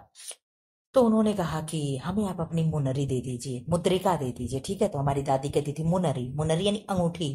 क्या दे दीजिए? अंगूठी दे दीजिए। तो सीता माता को हम देखेंगे तो उनके सामने, और सीता माता सच में उन्हें ट्रस्ट नहीं हुआ कि तुम कैसे, मैं मानूं कि तुम राम की तरफ से आओ। तो उन्होंने उनके राम की अंगूठी दे दी, गिरा दी। तो उन्होंने कहा अरे ये तो मेरे मेरे राम की अंगुली अंगूठी है, यानी तो मेरे राम की मुद्रिका है। ठीक है? अब ये कहानी आप लोग जान लिए, अब उसी कहानी से इस ट्रिक को रिलेट करोगे, क्या होगा? मुनरो के शब्दों में, मुनरो यानी मुनरी, अंगूठी, कोई भी ज्वेलरी ले जो आपका फेवरेट ज्वेलरी होगा। ठीक है? आप ले लेना। तो मुनरो, मुनरो ने क्या कहा? मुनरो ने ये कहा कि विकास परिवर्तन श्रृंखला की वह अवस्था है जिसमें बालक भ्रूणावस्था से प्रौढ़ावस्था तक गुजरता है। तो यहाँ पे देख लो, श्रृंखला मतलब चैन। ठीक है? तो मुनरी क्या हो गई? आप चैन से ले लेना। क्या ले लेना? मुनरी मतलब चैन। आप मुंदरी मतलब या अंगूठी मत ले लेना। राम और सीता अंगूठी लिए थे, वो चीजें छोड़ दीजिए। आप क्या ले लोगे? श्रृंखला मतलब चैन होता है। ठीक है? श्रृंखला मतलब चैन होती है। ठीक है? तो आपने क्या ले लिया? मुनरो ने कहा कि विकास के परिवर्तन में श्रृंखला की अवस्था होती है, अवस्था है जिसमें बालक प्रौढ़ावस्था से प्रौढ़ावस्था तक गुजरता है। यानी जब बच्चा पैदा होता है, उसके नाना हो गए, नानी हो गए, दादा दादी हो गए, बुआ हो गई, जो भी जिस लायक होते हैं उसको ला करके कोई ना कोई ज्वेलरी देते हैं। ठीक? तो आपने क्या कर दिया, जैसे ही बच्चा विकास हुआ, जैसे ही बच्चा का विकास शुरू हुआ, आपने क्या कर दिया? उसे मुन्नरी ला के दे दिया। ठीक है? किसी ने मुन्नरी दे दिया, किसी ने चैन दे दिया, यानी श्रृंखला में कर दिया। ठीक है? और कब तक किया? भ्रूणावस्था से प्रौढ़ावस्था गुजरने तक हम लोग कुछ ना कुछ उसको देते रहते हैं। ठीक? बड़ा हो जाता है, जब अपने पैरों पे खड़ा हो जाता है, सब लोग उसे छोड़ देते हैं कि जा तू अब बड़ा हो गया, अपना खुद ही देख लो। ठीक है? तो इस तरीके से याद कर लोगे। क्या करोगे? मुनरी किसने किसने दे दिया? तो हमने तो चैन दे दिया, आप लोगों ने मुनरी दे दिया होगा। कब तक हम लोगों ने दिया? भ्रूणावस्था से प्रौढ़ावस्था तक हम लोगों ने दिया। उसके बाद हम लोगों ने छोड़ दिया कि तू एडल्ट हो गया। 18 साल के बाद हम लोगों ने छोड़ दिया कि तू जा अपना अपना देख ले, कुछ भी जो मन करे वो अपना कर ले, तू अपना कर ले। ठीक है? अब इस तरीके से याद हो जाएगा। क्या करोगे? व्यवस्थित विकास को जब परिपक्व हो गया तो भगवान ने उसे लॉक कर दिया। किसने लॉक कर दिया? भगवान ने लॉक कर दिया। ड्राइवर ले जाएगा तो हमें निश्चित लक्ष्य की ओर छोड़ेगा, इधर उधर रास्ते में नहीं फेंक देगा। मुनरो के शब्दों में, मुनरी जब छोटा बच्चा हो गया, उसका विकास का परिवर्तन होने लगा, भ्रूणावस्था से प्रौढ़ावस्था तक उसको हम लोगों ने क्या किया? उसको तमाम चीजें हम लोगों ने दिया, चैन दिया, मुनरी दिया, जो भी ज्वेलरी दिया, उसके बाद हम लोगों ने छोड़ दिया। अब ये तीनों चारों डेफिनेशन आपसे बिल्कुल नहीं भूलेगा। डेफिनेशन याद कराने में आप लोगों का 5-5 7-7 मिनट निकल जा रहा है। खैर चलो, कोई बात नहीं, हम लोग यहाँ सीखने नहीं आए, लाइन छूने नहीं, हम लोग यहाँ सीखने आए हैं। 37 का आंसर कर दो। भोजन पकाते, आप लोग बताते भी रहो कमेंट बॉक्स में, दे भी लोग, केवल देखते ना रहो कि मैम हाँ गला फट जाता है बताते बताते। आप लोग तो नहीं ट्रिक खोज पाते हो, मैं तो न जाने कहाँ से उल्टा सीधा ट्रिक भी उठा लाती हूँ। भोजन पकाते समय अधिक चलाने या छानने से किस विटामिन का ऑक्सीकरण हो जाता है? ए का, सी का, बी का, और इनमें से कोई नहीं, तो आप जानते हो किसका होगा, सी का ही हो जाता है ना। क्यों सी का होता है कि ए का होता है? आप कहोगे मैम जलने पे तो तुरंत विटामिन सी खत्म हो गया। क्यों? जल आग पे रखने पे तुरंत विटामिन सी खत्म हो गया, तो ऑक्सीकृत कौन सा विटामिन होगा? आप तो बताते रहो। ऑक्सीकृत हो जाएगा विटामिन ए, ऑक्सीकृत जल्दी होता है, ठीक है। Sorry sorry sorry sorry, B समूह का हो जाएगा, ठीक। या मैं ही कंफ्यूजन में हूँ, क्या हो जाएगा? बी समूह का ऑक्सीकरण, ठीक है। फटाफट आप लोग आंसर करो। यहाँ तो परिभाषा आ जाएगा ना, उसमें मैं सारा समय आप लोग का ले रही हूँ, तो आप लोग बताते भी चलो कैसा लग रहा है, कमेंट ट्रिक्स कैसा मेरा लग रहा है। इधर आ जाओ। भोजन पकाते समय, यहाँ पे देख लो, भोजन पकाते समय अधिक चलाने या छानने से भोजन में उपस्थित विटामिन बी समूह का ऑक्सीकरण हो जाता है। विटामिन बी समूह यानी बी कॉम्प्लेक्स जल में घुलनशील 9 प्रमुख विटामिन है। विटामिन बी जैसे हम लोग सब याद किए हैं, B1, B2, B3, B4, अच्छा B4 भी होता है, देखो यहाँ दिया है B4, B7, यहाँ B6, B5, B7, B9, B12। क्यों B4 होता है क्या? मैं तो नहीं जान रही थी B4 भी होता है। चलो। तथा मिनरल का समूह है जो शरीर में रक्त संचार बढ़ाने तथा शरीर में मृत कोशिकाओं ऊतकों को दोबारा से जीवित करने में सक्रिय भूमिका निभाते हैं। विटामिन B2 समूह मुख्यतः अनाज के छिलके या ऊपरी आवरण मांस में, सोयाबीन मछली में प्राप्त होते हैं। 38 का आंसर कर दें। बेकिंग पाउडर अथवा खाने का सोडा भोजन में मिलाने पर क्या नष्ट हो जाता है? कौन सा पौष्टिक तत्व नष्ट होगा? विटामिन बी, प्रोटीन, कार्बोज और खनिज लवण। तो आप बहुत अच्छे से आंसर कर पा रहे होंगे कि मैम विटामिन बी ग्रुप जो होता है वो खत्म हो जाता है। बेकिंग सोडा या खाने का सोडा, जिन्हें हम लोग कहते हैं मीठा सोडा कहते हैं, ठीक है, मिलाकर भोजन पकाने से उसमें उपस्थित विटामिन बी नष्ट हो जाता है। कुछ विटामिन हवा, जल तथा उष्मा के प्रति बेहद संवेदनशील होते हैं, जिनमें विटामिन बी सर्वाधिक संवेदनशील होते हैं, क्योंकि ये जल में घुलनशील विटामिनों का समूह होता है। विटामिन बी समूह में मुख्यतः विटामिन B1 को यदि बेकिंग सोडा के साथ पकाया जाए तो लगभग 77% नष्ट हो जाता है। देख लो इसमें अच्छे से दिया है कौन नष्ट होता है, B1 ही 77% नष्ट हो जाता है। 39 का आंसर करें। शुद्ध तरल आहार का प्रकार नहीं है। नारियल, कच्चे नारियल का पानी, खिचड़ी, ग्लूकोज का पानी, बार्ले का पानी, बार्ले का पानी यानी जौ का पानी। जौ का पानी किसको देते हैं? तो जो किडनी के पेशेंट होते हैं, सॉरी सॉरी, हाँ जो किडनी के पेशेंट होते हैं उन्हें जौ का पानी देते हैं। और गन्ने का जूस किस रूप में देते हैं? तो जिस व्यक्ति को पीलिया हुआ रहता है उसे हम गन्ने का जूस देते हैं। ये सब कुछ होता है जो आहार से भी डाइट को, रोग को ठीक किया जाता है। तो आपको ये सारी चीजें भी पढ़ लेना चाहिए। फटे दूध का पानी किस रूप में देते हैं? ये सारी चीजें आप लोग पढ़ लेना। तो इसका आंसर हो जाएगा खिचड़ी। क्या है? तरल आहार नहीं है, ठीक है। इसका मैं एक्सप्लेन नहीं करूंगी। 40 का आंसर करें। थायराइड ग्रंथि का निर्माण होता है कैल्शियम द्वारा, लोहा द्वारा, आयोडीन द्वारा, सोडियम द्वारा। तो थायराइड आप जानते हो आयोडीन होगा। थायराइड आयोडीन होगा। यहाँ तो कुछ नहीं दे रहा है, क्यों? चलो मैं इसको पढ़ाऊंगी। थायराइड ग्रंथि मनुष्य के गर्दन में श्वास नली के ऊपर एवं स्वर तंत्र के दोनों ओर दो भागों में तितली की संरचना जैसी होती। मैं आपको बताती हूँ, या तो एच आकार कर लो या तो तितली जैसी संरचना होती है। ठीक, कैसी होती है? तितली जैसी ऐसे कुछ संरचना होती है, इस तरीके से बटरफ्लाई जैसे, ठीक है। ऐसे कुछ संरचना उसकी बनी होती है, तितली जैसे कुछ संरचना होती है। थायराइड ग्रंथि का निर्माण थायराइड ऊतकों से होता है, जो दो प्रकार की कोशिकाओं, फॉलिकुलर और पैरा पैरा फॉलिकुलर से बने होते हैं। अधिकांश थायराइड ऊतक फॉलिकुलर कोशिका से युक्त होते हैं। आयोडीन युक्त आयोडीन युक्त थायराइड हार्मोन का स्राव करते हैं। थायराइड ग्रंथि विभिन्न प्रकार के भोज्य पदार्थों से आयोडीन ग्रहण कर उसे थायरोक्सिन यानी T4 तथा ट्राईथायो डोथायरोनिन यानी T3 में परिवर्तित कर देते हैं, जिन्हें थायराइड कोशिकाएं अवशोषित कर उसे थायरोसिन नामक एसिड ने अमीनो एसिड के साथ मिलकर रक्त में स्रावित कर देती हैं। ठीक है, इधर आंसर कर दे 41 का। सामाजिक परिवर्तन एक घटक है, वैज्ञानिक है, सीमित है, सर्वव्यापी है, अद्भुत है। तो क्या होगा? सामाजिक परिवर्तन एक घटक है। कैसा होगा? तो आप आंसर करें मैम, सर्वव्यापी है। कैसा होगा? सर्वव्यापी। ये भी मैंने एक्सप्लेन करूंगी। 42 का आंसर कर दो। समाज पर दहेज का कुप्रभाव है। सुमेल विवाह, नैतिक, स्त्रियों की उच्च स्थिति, ऋणग्रस्तता। तो आप बहुत अच्छे से जानते हो जब दहेज देने के लिए लोग क्या करते हैं? ऋण से ग्रस्त हो जाते हैं।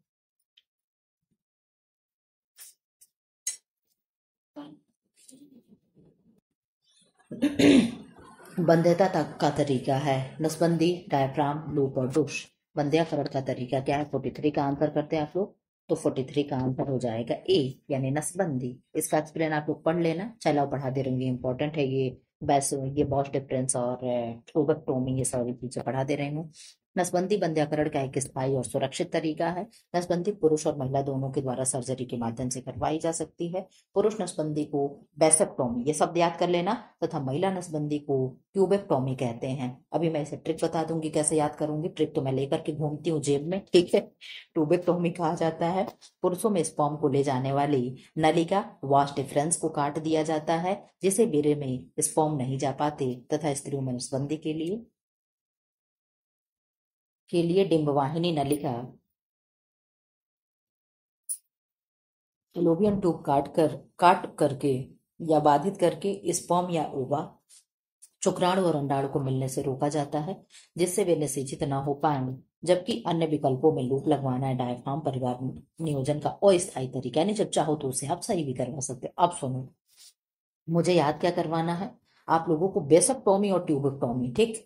पुरुषों में नसबंदी को हम कहते हैं, प्रश्न बन जाता है कि बेसेक्टोमी क्या है, तो आप बता देना कि बेसेक्टोमी है पुरुष नसबंदी। इसका ट्रिक मैं नहीं बताऊंगी, मैं बताऊंगी इसका। महिला नसबंदी का को ट्यूबेक्टोमी कहते हैं। और जब ये याद हो जाएगा तो ये आप ऐसे याद कर लोगे। एक सेकंड, थोड़ा मैं पानी पी लूं, खाना खाए हूँ, बहुत देर हो गया पानी नहीं पी।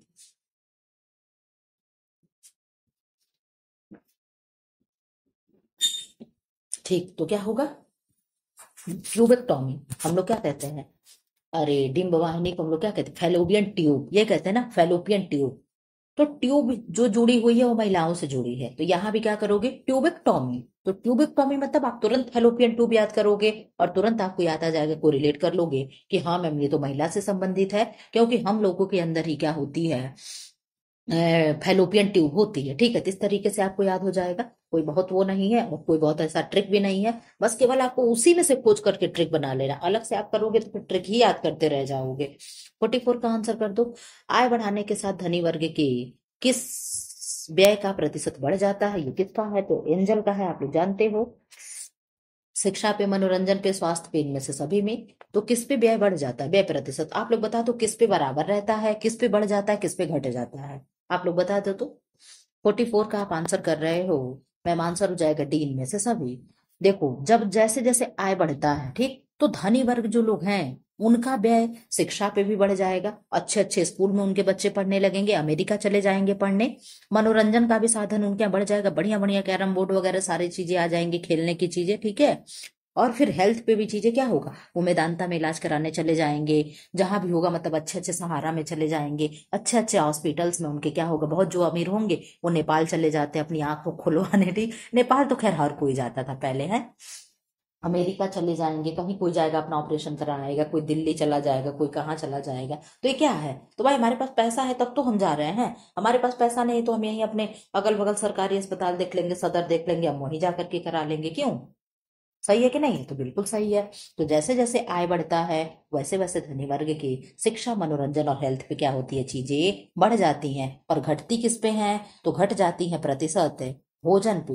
भोजन पे जैसे जैसे आय बढ़ता है वैसे वैसे प्रतिशत घट जाता है खर्च करने के लिए। और किस पे सामान्य होगा? ईंधन पे। और ईंधन पे हो गया। अच्छा हाँ, मकान पे भी क्या होता है? मकान भी सेम रहती है क्या? आप लोग बताओ तो, हम ही सब बताए सोच सोच करके। आप लोग बताओ। मैं ये बताऊंगी नहीं, ठीक। उधर आज हॉस्पिटल हम लोग नहीं पढ़ेंगे। 45 का आंसर करो। आय व्यवस्थापन में सबसे पहले आवश्यक है लक्ष्यों का जानना, धन का विश्लेषण, विभिन्न अवस्थाओं का ज्ञान, आय तथा आवश्यकता में सामंजस्य। 45 का आंसर करिए। 45 का हो जाएगा लक्ष्यों का जानना। क्या होगा? लक्ष्यों का जानना, ठीक। ये भी नहीं मैं विस्तार से पढ़ाऊंगी। कोशिका के जीवन का मूल आधार मुख्य रूप से क्या है, जिसके न रहने पर कोशिका मृत मानी जाती है? माइटोकॉन्ड्रिया, सेंट्रिओल, केंद्रक और जीवद्रव्य। तो आप बहुत अच्छे से जानते हो कि मैम अगर केंद्रक ना हो तो क्या होगा, केंद्रक ना हो तो चीजें क्या है, मृत मानी जाएंगी। इसको विस्तार से पढ़ाएंगे। कोशिका के जीवन का आधार मुख्य रूप से केंद्रक को माना जाता है। केंद्रक की खोज सन 1831 में रॉबर्ट ब्राउन ने किया था। मैंने कहा कैसे याद करोगे, केंद्रक में द्रव ऐसे दिया है और ब्राउन में भी ब्रव में ऐसे रॉ दिया है, इस तरीके से आप पकड़ करके याद कर लोगे। ठीक है, शब्दों में शब्द खोज करके याद कर लिया जाता है। जबकि कोशिका की खोज रॉबर्ट हुक ने किया। देखो अब यहाँ पे नहीं न दिया ऐसी चीजें, तो बिल्कुल नहीं दिया है। रॉबर्ट हुक ने किया है। कब किया है? 1665 में की थी। सामान्यतः प्रत्येक कोशिका में एक केंद्रक होता है, अन्यथा वह कोशिका मृत समझी जाती है। केंद्रक केंद्रक आकार में गोल, अंडाकार, घने गहरे रंग का जीव द्रव्य का एक विशेष भाग है। केंद्रक के 4 भाग होते हैं जो निम्न है। कौन कौन से भाग होते हैं? न्यूक्लियर मेम्ब्रेन होगा, और क्या है, न्यूक्लियो पैरिज्म होगा, या न्यूक्लियर सैप होगा, और न्यूक्लियस होगा, और क्या होगा, क्रोमैटिन थ्रेड होगा, क्रोमैटिन धागा होगा। ठीक है, ये सब केंद्रक के 4 भाग होते हैं। ग्लो ब्लेट कोशिकाएं क्या हैं? ग्लोबलेट कोशिकाएं क्या हैं? यह वह कोशिका है जो कोशिका विभाजन में सहयोग करती है। यह भोजन के चयापचय में भाग लेती है। यह म्यूकस तथा श्लेष्म उत्पन्न करती है। उपयुक्त में से कोई नहीं। आप आंसर कर दो 47 का क्या होगा। तो 47 का आप आंसर कर रहे हो कि मैम 47 का सी हो जाएगा। यह म्यूकस तथा श्लेष्मा उत्पन्न करती है। प्रश्न अच्छा है, आप जरूर ध्यान दे लेना। ग्लोबलेट कोशिका एक ग्रंथिल परिवर्धित उपकला ऊतक है जिनका प्रमुख कार्य म्यूकस या श्लेष्मा उत्पन्न करना है। ग्लोबलेट कोशिकाएं आंतरिक एवं श्वसन प्रणाली में पाई जाती हैं। इनके द्वारा स्रावित म्यूकस विभिन्न प्रकार रासायनिक विकृत तथा श्वसन प्रणाली में बाहर से आने वाले सूक्ष्म जीवों एवं पर्टिकुलेट मैटर को छानने का कार्य करते हैं। आप लोग पेपर देकर के आना, कोई भी जो भी पेपर, तो मेरे पास पेपर आप लोग भेज देना, मैं आप लोगों को बताऊंगी, या तो मैं कहीं से ही खोज लूंगी, आप लोग का मैं पेपर सॉल्व करा दिया करूंगी। ठीक है, कहीं का भी रहे, आपको अगर चाहिए कि मैम ये पेपर सॉल्व करा दीजिए तो मैं आप लोग को ये भी करा दूंगी। 48 का आंसर कर दें। मानव के मस्तिष्क के कोश की अस्थियां परस्पर किस प्रकार के संधि से जुड़ी होती हैं? चल संधि, अपूर्ण संधि, अचल संधि, कब्जा संधि। आप बता दो, मस्तिष्क की कोश की कह रहा है कैसे जुड़ी होती है? तो 48 का आप आंसर कर रहे हो कि मैम अचल संधि से जुड़ी होती है। क्यों? क्योंकि वो चलती नहीं है, हिलती डुलती नहीं है। जबड़े की संधि हमारी क्या है? चल संधि है। ऊपर का भी जबड़ा घूम जाएगा, नीचे कैसे मुंह चिढ़ाते रह सबको ऐसे ही करके। मानव शरीर में अनेक छोटी बड़ी हड्डियां होती हैं जो संधियों के माध्यम से एक दूसरे में किसी न किसी प्रकार से जुड़ी रहती हैं तथा शरीर को ढांचा बनाकर एक विशेष प्रकार का आकार देने में मदद करती हैं। संधि स्थल पर कुछ मजबूत तंतु या स्नायु होते हैं जो अस्थियों को बांधने के अलावा विभिन्न अंगों के गति का नियंत्रण करते हैं। गर्दन और सिर को जोड़ने वाली संधि को धुराग्र संधि, मानव मस्तिष्क कोश की अस्थियों को जोड़ने वाली संधि को अचल संधि, कंधे और कुल्ले में उपस्थित संधि को कंदुक खल्लिका संधि तथा कोहनी और घुटने के संधि को हिंज संधि कहा जाता है। ज्ञात है कि मस्तिष्क कोश में उपस्थित अस्थियां सीवन द्वारा परस्पर जुड़ी होती हैं जिससे वे हिलने डुलने में असमर्थ होती हैं एवं अतः इसे अचल संधि कहते हैं। ठीक है, 49 का आंसर कर दें। मानव शरीर की सबसे बड़ी वस्तु क्या है? मांसपेशियां, कोशिका, अस्थियां। 49 का आंसर आप कर दें तो आप कह रहे हैं अस्थियां ही क्या होती हैं? सबसे बड़ी होती हैं। पढ़ा दे रहे हैं। मानव शरीर की सबसे कड़ी वस्तु अस्थियां हैं। अस्थियां ऋणधारी जीवों की वह कठोर भाग होती हैं जो अंतः कंकाल का निर्माण करती हैं तथा शरीर को चलाने, सहारा देने और विभिन्न अंगों से रक्षा करती हैं। अस्थियों में लगभग 37% भाग ओसिन नामक प्रोटीन, 63% भाग और कार्बनिक लवणों, कैल्शियम तथा मैग्नीशियम फास्फेट से बना होता है। इन्हीं के कारण अस्थियां अत्यधिक कठोर एवं ठोस बन जाती हैं। ठीक है, जल्दी जल्दी आप लोग आंसर करो, टाइम बहुत ज्यादा होते जा रहे, 1 घंटा करीब हो गया, 1 घंटा 3 मिनट हो गया भाई, हम लोग अभी 50-50 पे भी नहीं, फटाफट करो। तंदु क्या है? बेली क्या है? यह एक प्रकार का की संधि है। यह एक प्रकार की मांसपेशी है। यह एक प्रकार का मध्य भाग है। यह पेशी का मूल स्थान है। 50 का आंसर करो, आपको क्या होगा? तो 50 का आंसर आप कह रहे हो मैम एक प्रकार का मध्य भाग है। जो पेट जहां से पेट शुरू होता है, हम लोग मोटे कहाँ से होते हैं? हम लोग 20 से मोटे होते हैं। भारत वाले कहाँ से मोटे होते हैं? तो इंडिया के व्यक्ति जो है, इंडिया क्यों चाहे कहीं के व्यक्ति यहाँ से मोटा होता है। ठीक है, इस तरीके से पेट निकलता है, यहीं से व्यक्ति मोटा होना शुरू हो जाता है। ठीक है, यही पेट वाली चर्बी, यही बेली होती है। तो मध्य भाग से लोग क्या होते हैं? मोटे होने शुरू हो जाते हैं। तुंद यानी बैली मानव शरीर की मांसपेशियों का मध्य भाग होता है। यह टेंडन के ऊपरी सिरे से जुड़ा रहता है। प्रत्येक पेशी कोशिका सर्कुलेना नामक आवरण से घिरी रहती है। प्रत्येक पेशी तंतु एक अकेली कोशा नहीं अपितु एक बहुकोषीय संरचना होती है जिसमें सार्कोप्लाज्मिक जाल तथा माइटोकॉन्ड्रिया होते हैं। इनके जीव द्रव्य में अनेक तंतु होते हैं जो मायो मायोफाइब्रिल के नाम से जाने जाते हैं। ठीक है, मायोफाइब्रिल के नाम से जाने जाते हैं। ठीक है, फटाफट आंसर करो, आप लोग बहुत लेट हो जाएंगे हम लोग सच में। पेशियों के विकास के लिए आवश्यक है। प्रोटीन युक्त भोजन, व्यायाम और विश्राम, स्वच्छ वायु, इनमें से सभी। तो आप कह रहे हो मैम इनमें से सभी हो जाएगा, सभी अच्छा है। इसका आप लोग पढ़ लेना, ठीक। मैं एक्सप्लेन नहीं कराऊंगी क्योंकि ये एक्सरसाइज से चीजें दे रही हैं। जरा एंजाइम क्या है बढ़िया प्रश्न। ऑप्शन ए, यह एक ओफो, कुछ भी हो जाता है। एंजाइम क्या है? यह एक रासायनिक पदार्थ है। यह किसी पदार्थ तथा उचित वातावरण में ही क्रिया करता है। यह स्वयं परिवर्तित हुए बिना अन्य पदार्थों की रासायनिक क्रिया को प्रभावित करता है। 52 का आंसर आप कर दो। 52 का आंसर क्या हो गया? आप आंसर करिए, फटाफट करिए। आप कह रहे मैम डी हो जाएगा, यानी सभी हो जाएगा। क्या होगा? उपर्युक्त सभी हो जाएगा। क्या है? जीव तंत्र में रासायनिक क्रियाओं के उत्प्रेरण के लिए आवश्यक कार्बनिक पदार्थ एंजाइम के नाम से जाने जाते हैं। इनका संश्लेषण स्वयं कोशिका के जीव द्रव्य में संश्लेषित होते हैं। ये ऐसे रासायनिक पदार्थ होते हैं जो स्वयं परिवर्तित हुए बिना अन्य पदार्थों को रासायनिक क्रियाओं को प्रभावित कर, यानी अपने आप को नहीं बदलते हैं लेकिन दूसरे को परिवर्तित कर देते हैं। ऐसे पदार्थों पर उचित वातावरण में ही क्रिया करता है। एंजाइम सामान्यतः सरल प्रोटीन होते हैं तथा 35 लगभग 25 से 45 डिग्री शारीरिक ताप पर सर्वाधिक सक्रिय क्रियाशील होते हैं, ठीक। इनका टेम्परेचर भी बता दिया कितने पे एक्टिव होंगे। कायम क्या है? वाह, यहाँ पे आया ना। कायम क्या है, बोलस क्या है, काइल क्या है। आप लोग तीनों का आंसर करोगे, मैं केवल एक का पूछूंगी। काइल क्या है? ऑप्शन ए, यह एक प्रकार का पाचक रस है। पेशियों का संकुचन एवं विमोचन है। भोजन का अवशोषण है। आमाशय भित्ति में भोजन का लेयी का रूप है। बहुत अच्छा आंसर, वाह। काइम, काइल और बोलस। आप लोगों को लगता होगा ना कि ये आती हैं झूठे अपना विद्वता दिखा करके चली जाती हैं कि ये भी पूछ लो, ये भी पूछ लो, सब पूछ ले, ठीक है। क्यों? क्योंकि आता है, मैं जानती हूँ जो आता है मैं वही पूछती हूँ। आपको अच्छा, आप लोग बताना कभी मैं आउट ऑफ सिलेबस कुछ लेकर के आती हूँ, आप ही लोग बता दो। 53 का आंसर आप कर रहे हो ना कि डी हो जाएगा। भोजन आमाशय भित्ति में जो इस तरीके की संरचना जो होती है, ठीक। तो यहाँ पे क्या होता है, ये लाइन हो गई और यहाँ से जो चीजें निकल करके आती है, ठीक। और इस तरीके से ये जो आम जैसी संरचना हो गई, ठीक। ये क्या हो गई, यहाँ से छोटी आंत हो गई, ठीक है। तो ये जो आमाशय में ही यही जो भोजन का लेई रूप हो गया, ये क्या हो गया? कायम हो गया। कहाँ हो गया? कायम हो गया। और यहाँ पे जो रोटी का टुकड़ा है ये क्या हो गया? तो ये बोलस हो गया। क्या हो गया? बोलस हो गया। और यहाँ जो छोटी आंत है ये क्या हो गया? तो आप कहोगे मैम जो छोटी आंत में भोजन आ गया ये क्या हो गया? ये काइल हो गया। क्या हो गया? काइल हो गया। हमने बताया था ना जो जल करके खत्म हो गया, कोयला हो गया। क्या हो गया? कोयला हो गया। क्वाइल को मैंने बताया था ना कि क्वाइल कैसा होता है, क्वाइल जल के खत्म हो जाता है, तो वही काइल हो गया। अब आप लोग को मैं बार बार ट्रिक नहीं बताऊंगी, आप लोग अपना ट्रिक व्रिक याद किया करो, ठीक है। कायम पाचन के द्वारा आमाशय भित्ति मात में बना एक अर्ध तरल चिकना विशेष मुक्त ठोस पदार्थ होता है जो भोजन के आंशिक पाचन एवं पाचक एंजाइमों में संयुक्त रूप से लेई होने एवं संग्रहण करते हैं। नहीं चलो छोड़ जान लेते हैं, आगे बदल जाते हैं, निकल लेते हैं। 45 का आंसर कर 54 का। वसा या तेल को अधिक देर तक गर्म करने से हानिकारक पदार्थ बनता है। कोलेस्ट्रॉल, एक्रोलीन, एक लिनोलेनिक अम्ल, और इनमें से कोई नहीं। आप बहुत अच्छे से जानते हो जब हम लोग तेल गर्म करते हैं, कढ़ाई मान लो बहुत तेज गर्म हो गई, सब्जी छोंकने जा रहे, तेल डालने में देरी कर दी, धुआं जैसे एकदम निकल जाता है, उसे हम एक्रोलीन कहते हैं। क्या कहते हैं? एक्रोलीन कहते हैं, जो धुआं निकल जाता है। अच्छा, जो रोटी जल जाती है चित्ती चित्ती, उसको क्या कहते हैं? और जो पेड़ा बनाते हैं, खोया बनाते हैं, वो जो भूरा हो जाता है वो किस वजह से होता है? आप लोग बताओ तो जरा कमेंट बॉक्स में फटाफट।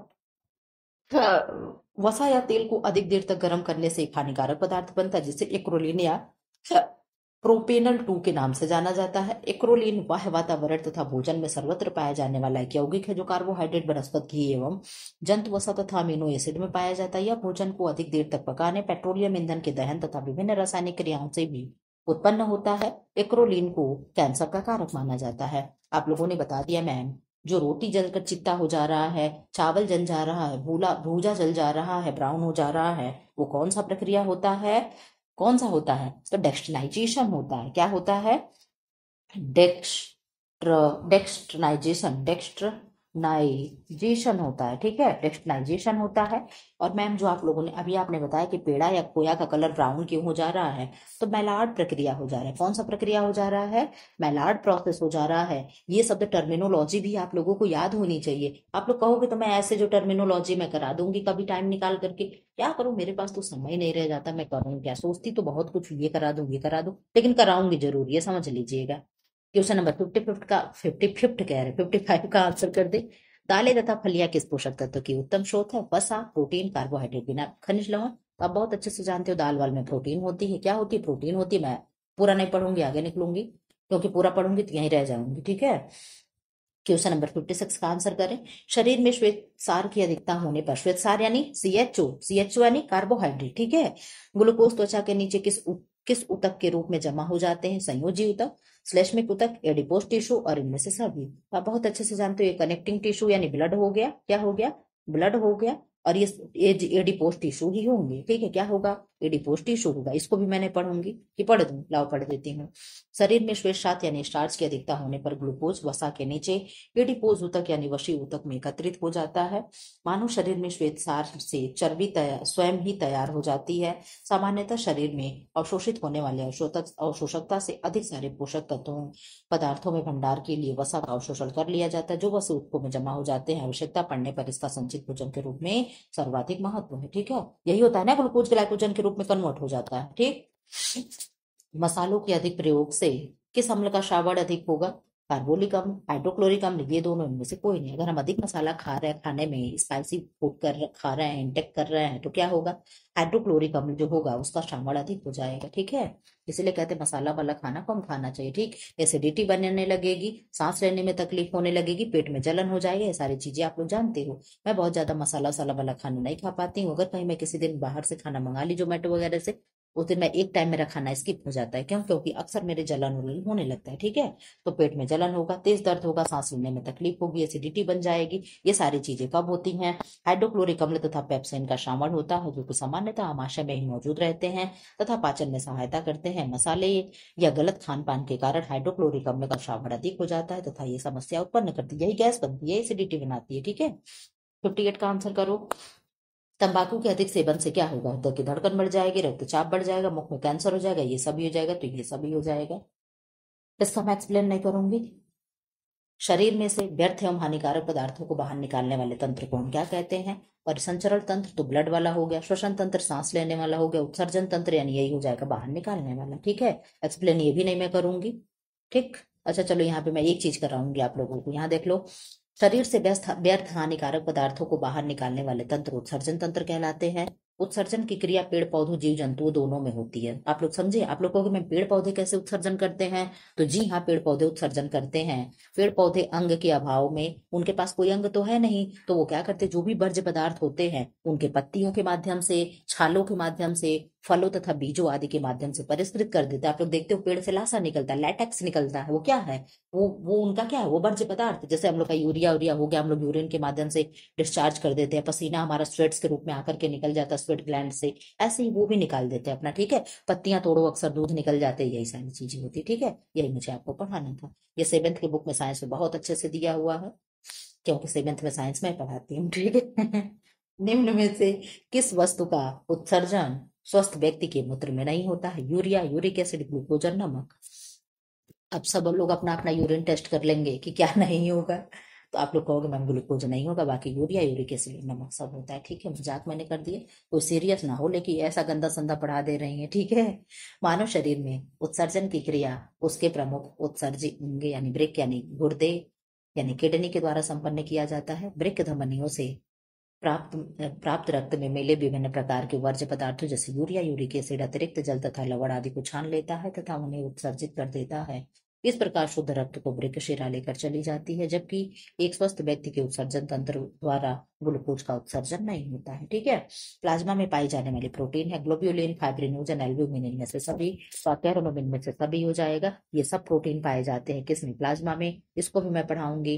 प्लाज्मा रक्त का हल्का पीले रंग के द्रव वाला भाग होता है, जो कि रुधिर का 55 से 60% तक होता है। रक्त प्लाज्मा में 90 से 92% वाटर होगा। शेष परसेंट जो 8 से 10% भाग होगा उसमें कई कार्बनिक और अकार्बनिक पदार्थ हिस्सा लेते हैं। रक्त प्लाज्मा में फाइब्रिनोजन, एल्ब्यूमिन, ग्लोब्यूलिन और प्रोथ्राम्बिन आदि प्रमुख प्रोटीन पाए जाते हैं। प्लाज्मा में प्रोटीनों का हिस्सा लगभग 7 से 8% होता है। अगर प्रश्न बन जाए कि प्लाज्मा में कितने परसेंट प्लाज्मा प्रोटीन होते हैं, तो 7 to 8% होते हैं। 62 का आंसर करें। हृदय द्वारा सबसे महत्वपूर्ण कार्य क्या किया जाता है? हार्ट का कार्य क्या है? नियमित रूप से धड़कना, श्वसन में सहायता करना, शुद्ध रक्त को शरीर के सभी भागों में पहुंचाना, अशुद्ध रक्त को फेफड़े में पहुंचाना और पोषक तत्वों को संचरित करना। बहुत अच्छा आंसर दिया है। तो ये तो ऑप्शन सी कार्य हो गया ब्लड का। एक ऑप्शन मैंने आप लोगों का कम कर दिया। अब आप आंसर दे लो। आप कहोगे मैम शरीर में हृदय द्वारा हृदय द्वारा, चलो बिल्कुल good, very good, very nice. Answer हो जाएगा सी ही होगा, ठीक है। ये क्या होगा, हृदय के द्वारा ही तो ब्लड ये सारा कार्य करता है। मैं इसे एक्सप्लेन करा दे रही हूँ। हार्ट एक बहुत महत्वपूर्ण अंग है आप लोगों का। मानव हृदय मुट्ठी के आकार का पेशी अंग है जो पंप की भांति कार्य करता है। इसका सबसे प्रमुख कार्य शुद्ध रक्त को शरीर के सभी भागों में पहुंचाना तथा अशुद्ध रक्त को फेफड़े में पहुंचाना है। हृदय शरीर के सभी भागों से ऊर्ध्व महाशिरा और निम्न महाशिरा की सहायता से अपने दाहिने अलंद में संग्रहित करती है, जहां से शुद्ध किए गए रक्त को महाधमनी महानलिकाओं के माध्यम से पूरे शरीर में फैलाती है, ठीक है। इधर आ जाओ, 63 का आंसर आप कर दें। अंतः श्वसन की क्रिया कहाँ होती है, अंगों में, अस्थियों में, ऊतकों में, इनमें से सभी में। अंतः श्वसन पूछ रहा है, अंतः श्वसन की क्रिया कहाँ होगी, तो टिश्यूज में होगी, यानी ऊतकों में होगी। अंतः श्वसन या कोशिकीय श्वसन सजीव कोशिकाओं या ऊतकों में भोजन के ऑक्सीकरण के फलस्वरूप ऊर्जा उत्पन्न करने की क्रिया को कहा जाता है। यह एक ऐसी प्रक्रिया है जिसमें श्वसन की क्रिया ऑक्सीजन की उपस्थिति या अनुपस्थिति दोनों दशाओं में संपन्न होती है। यह एक जटिल जैव रासायनिक प्रक्रियाओं की एक श्रृंखला यानी चैन होती है, कड़ी होती है, जिसको प्रमुख रूप से दो चरणों में बांटा जाता है, ग्लाइकोलाइसिस और तथा क्रेब्स चक्र या सिट्रिक चक्र, ठीक है। क्रेब्स चक्र क्या होते हैं, माइटोकॉन्ड्रिया में होता है, आप लोग जानते हो इन सबके बारे में। इधर बता दो 64 का आंसर। गहरी सांस लेते समय लगभग कितनी वायु फेफड़ों में भरी व निकाली जा सकती है, 1600, 1600, 1400, 1640, 1540। फटाफट आंसर करें आप लोग। 64 का आप आंसर कर रहे हो मैम, सी हो जाएगा 1640 घन सेंटीमीटर। ये आप लोग पढ़ लेना, कई बार मैं एक्सप्लेन करा चुकी हूँ। कार्बन डाइऑक्साइड CO2 वाली चीजें फेफड़ों के माध्यम से रक्त अवशोषित हो जाता है, कार्बन डाइऑक्साइड को शरीर फेफड़ों में ले जाकर के छोड़ देता है, वहां पे चीजें क्या होती, रिवर्स हो जाती हैं। इधर बताओ 65 का। तंत्रिका तंत्र के भाग हैं, केंद्रीय तंत्रिका तंत्र, सेंट्रल नर्वस सिस्टम, परिधि तंत्रिका तंत्र, ऑटोनोमस, स्वायत्त तंत्रिका तंत्र, ये तीनों, तो ये तीनों भाग हो जाएंगे। आप लोग पढ़े हो तंत्रिका तंत्र में तीनों हो जाता है। इसका भी एक्सप्लेन मैं नहीं करूंगी, आपको स्क्रीनशॉट बनाना हो तो बना लेना। 66 का आंसर कर दो। मस्तिष्क के किस भाग को शरीर के संतुलन का केंद्र माना जाता है, प्रमस्तिष्क, अनुमस्तिष्क, मस्तिष्क, पुच्छ, इनमें से सभी को। तो 66 का आंसर कर रहे हो बी, यानी अनुमस्तिष्क। तो क्या होगा, अनुमस्त संतुलन। मैंने कहा ना, आपके हाथ में बेलन आ जाए तो क्या होगा, सब लोग संतुलित हो जाएंगे। और अनुमस्तिष्क ही क्या है, सेरिबेलम है। प्रमस्तिष्क क्या है, सेरिब्रम, क्या है, सेरिब्रम है, ठीक है। तो ये आपको चीजें, और ये पुच्छ मस्तिष्क क्या है, मेडुला ऑब्लांगाटा है। ये सब आपको याद होना चाहिए, हिंदी में इंग्लिश में दोनों नेम लर्न होने चाहिए, ठीक है।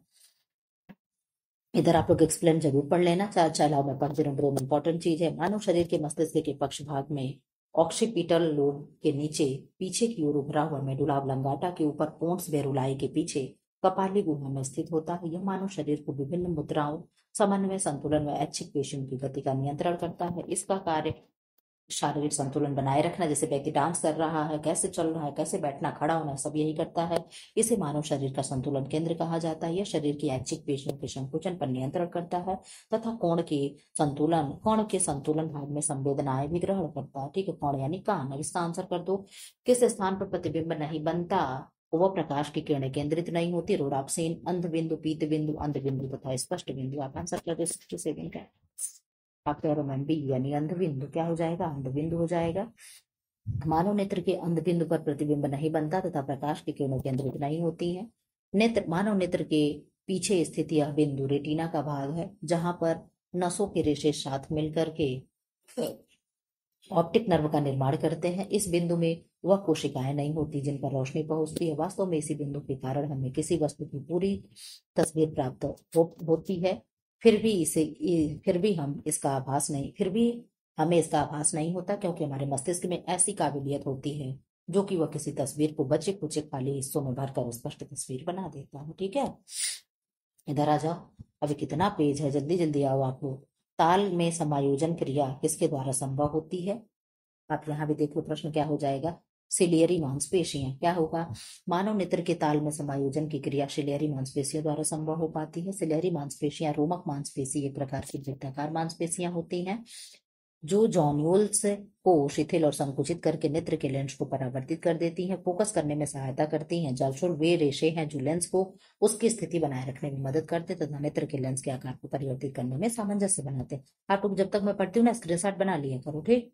अंडाणु का विकास होता है शैशवावस्था में, किशोरावस्था में, वयः संधि में, बाल्यावस्था। बहुत अच्छे से जानते हो कब होगा, वयः संधि अवस्था में होगा। कब होगा, वयः संधि अवस्था में हो जाएगा, ठीक है।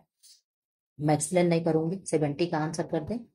आरोपण का सही अर्थ है शुक्राणु का गर्भाशय में आरोपित होना, शुक्राणु का अंडवाहिनी नलिका में आरोपित होना, अंडवाहिनी में, निषेचित अंडाणु का गर्भाशय में आरोपित होना, अंडाणु का अंडवाहिनी नलिका में आरोपित होना। आप आंसर कर दे 70 का क्या होगा, तो 70 का सी हो जाएगा, निषेचित अंडाणु का गर्भाशय में आरोपित होना। ये भी आप लोग स्क्रीनशॉट ले लेना, कई बार मैं पढ़ा चुकी हूँ, ठीक, इसलिए क्योंकि क्वेश्चन ज्यादा है ना, इसलिए मैं इसे एक से स्किप कर रही हूँ।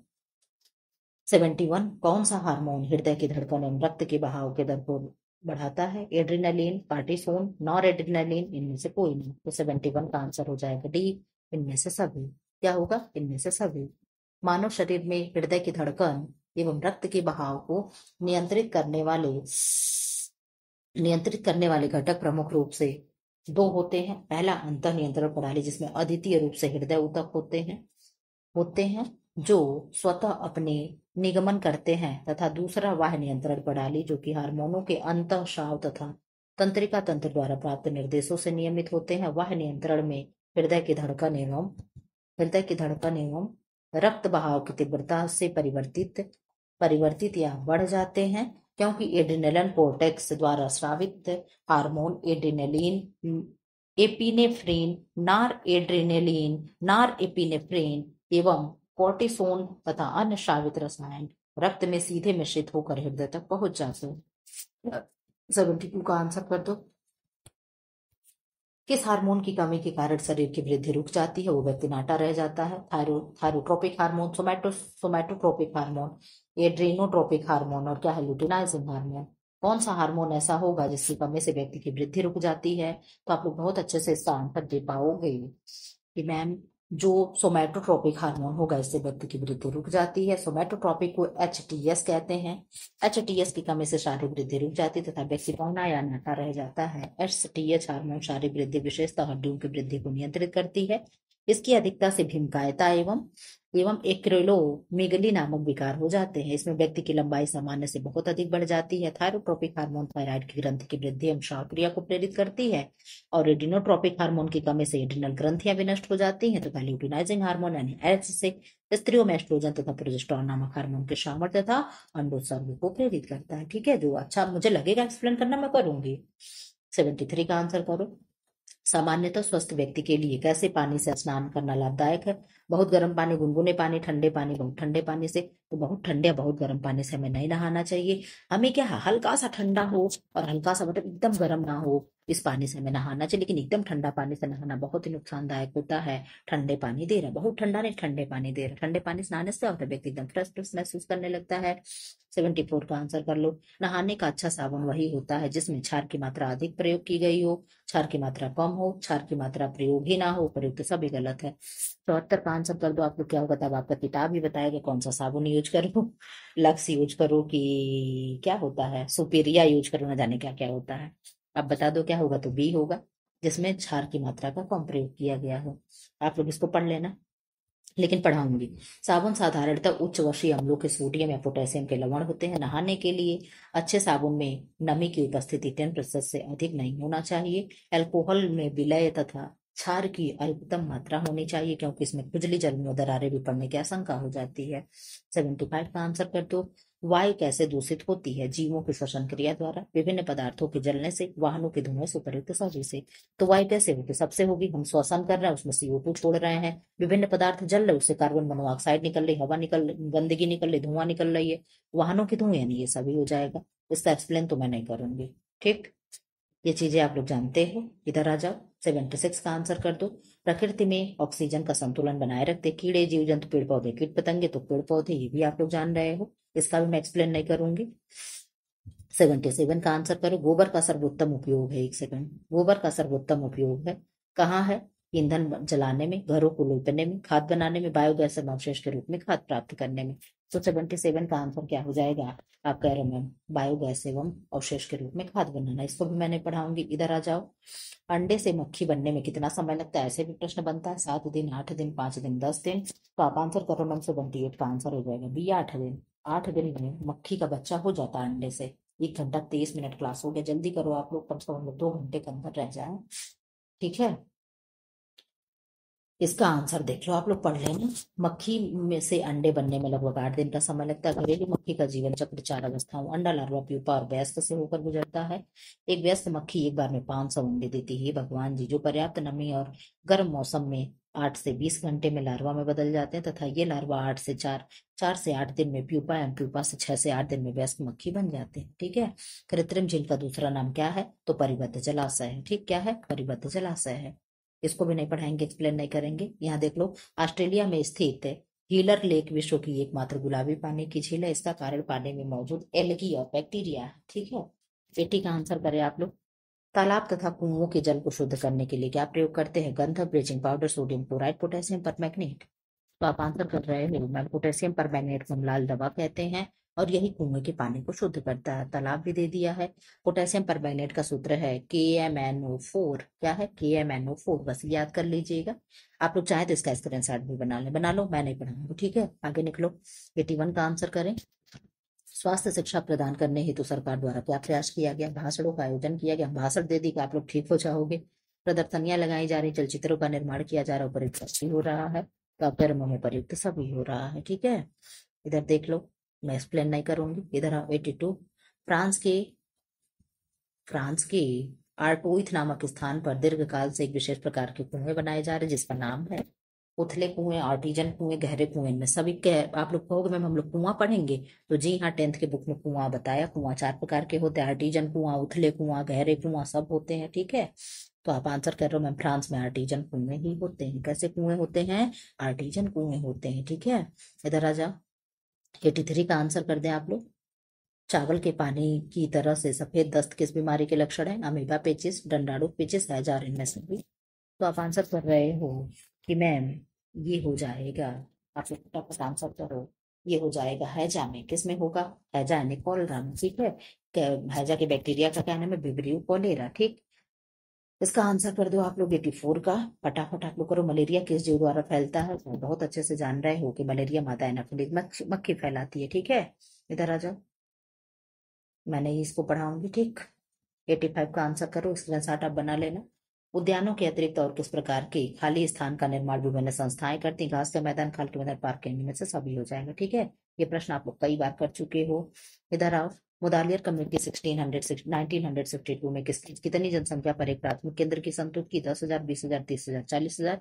यानी कितनी जनसंख्या होगी तो एक CHC होगा। तो आप कहोगे मैम PHC होगा। क्या होगा? PHC प्राथमिक केंद्र होगा। तो 40,000 जहाँ जनसंख्या होगी वहां PHC होगा। ठीक है। यहाँ पे देख लो, इसका ले लेना माध्यमिक शिक्षा आयोग की संस्तुति पे मुदालिया राय। ठीक है। 87 का आंसर कर दो, क्या होगा?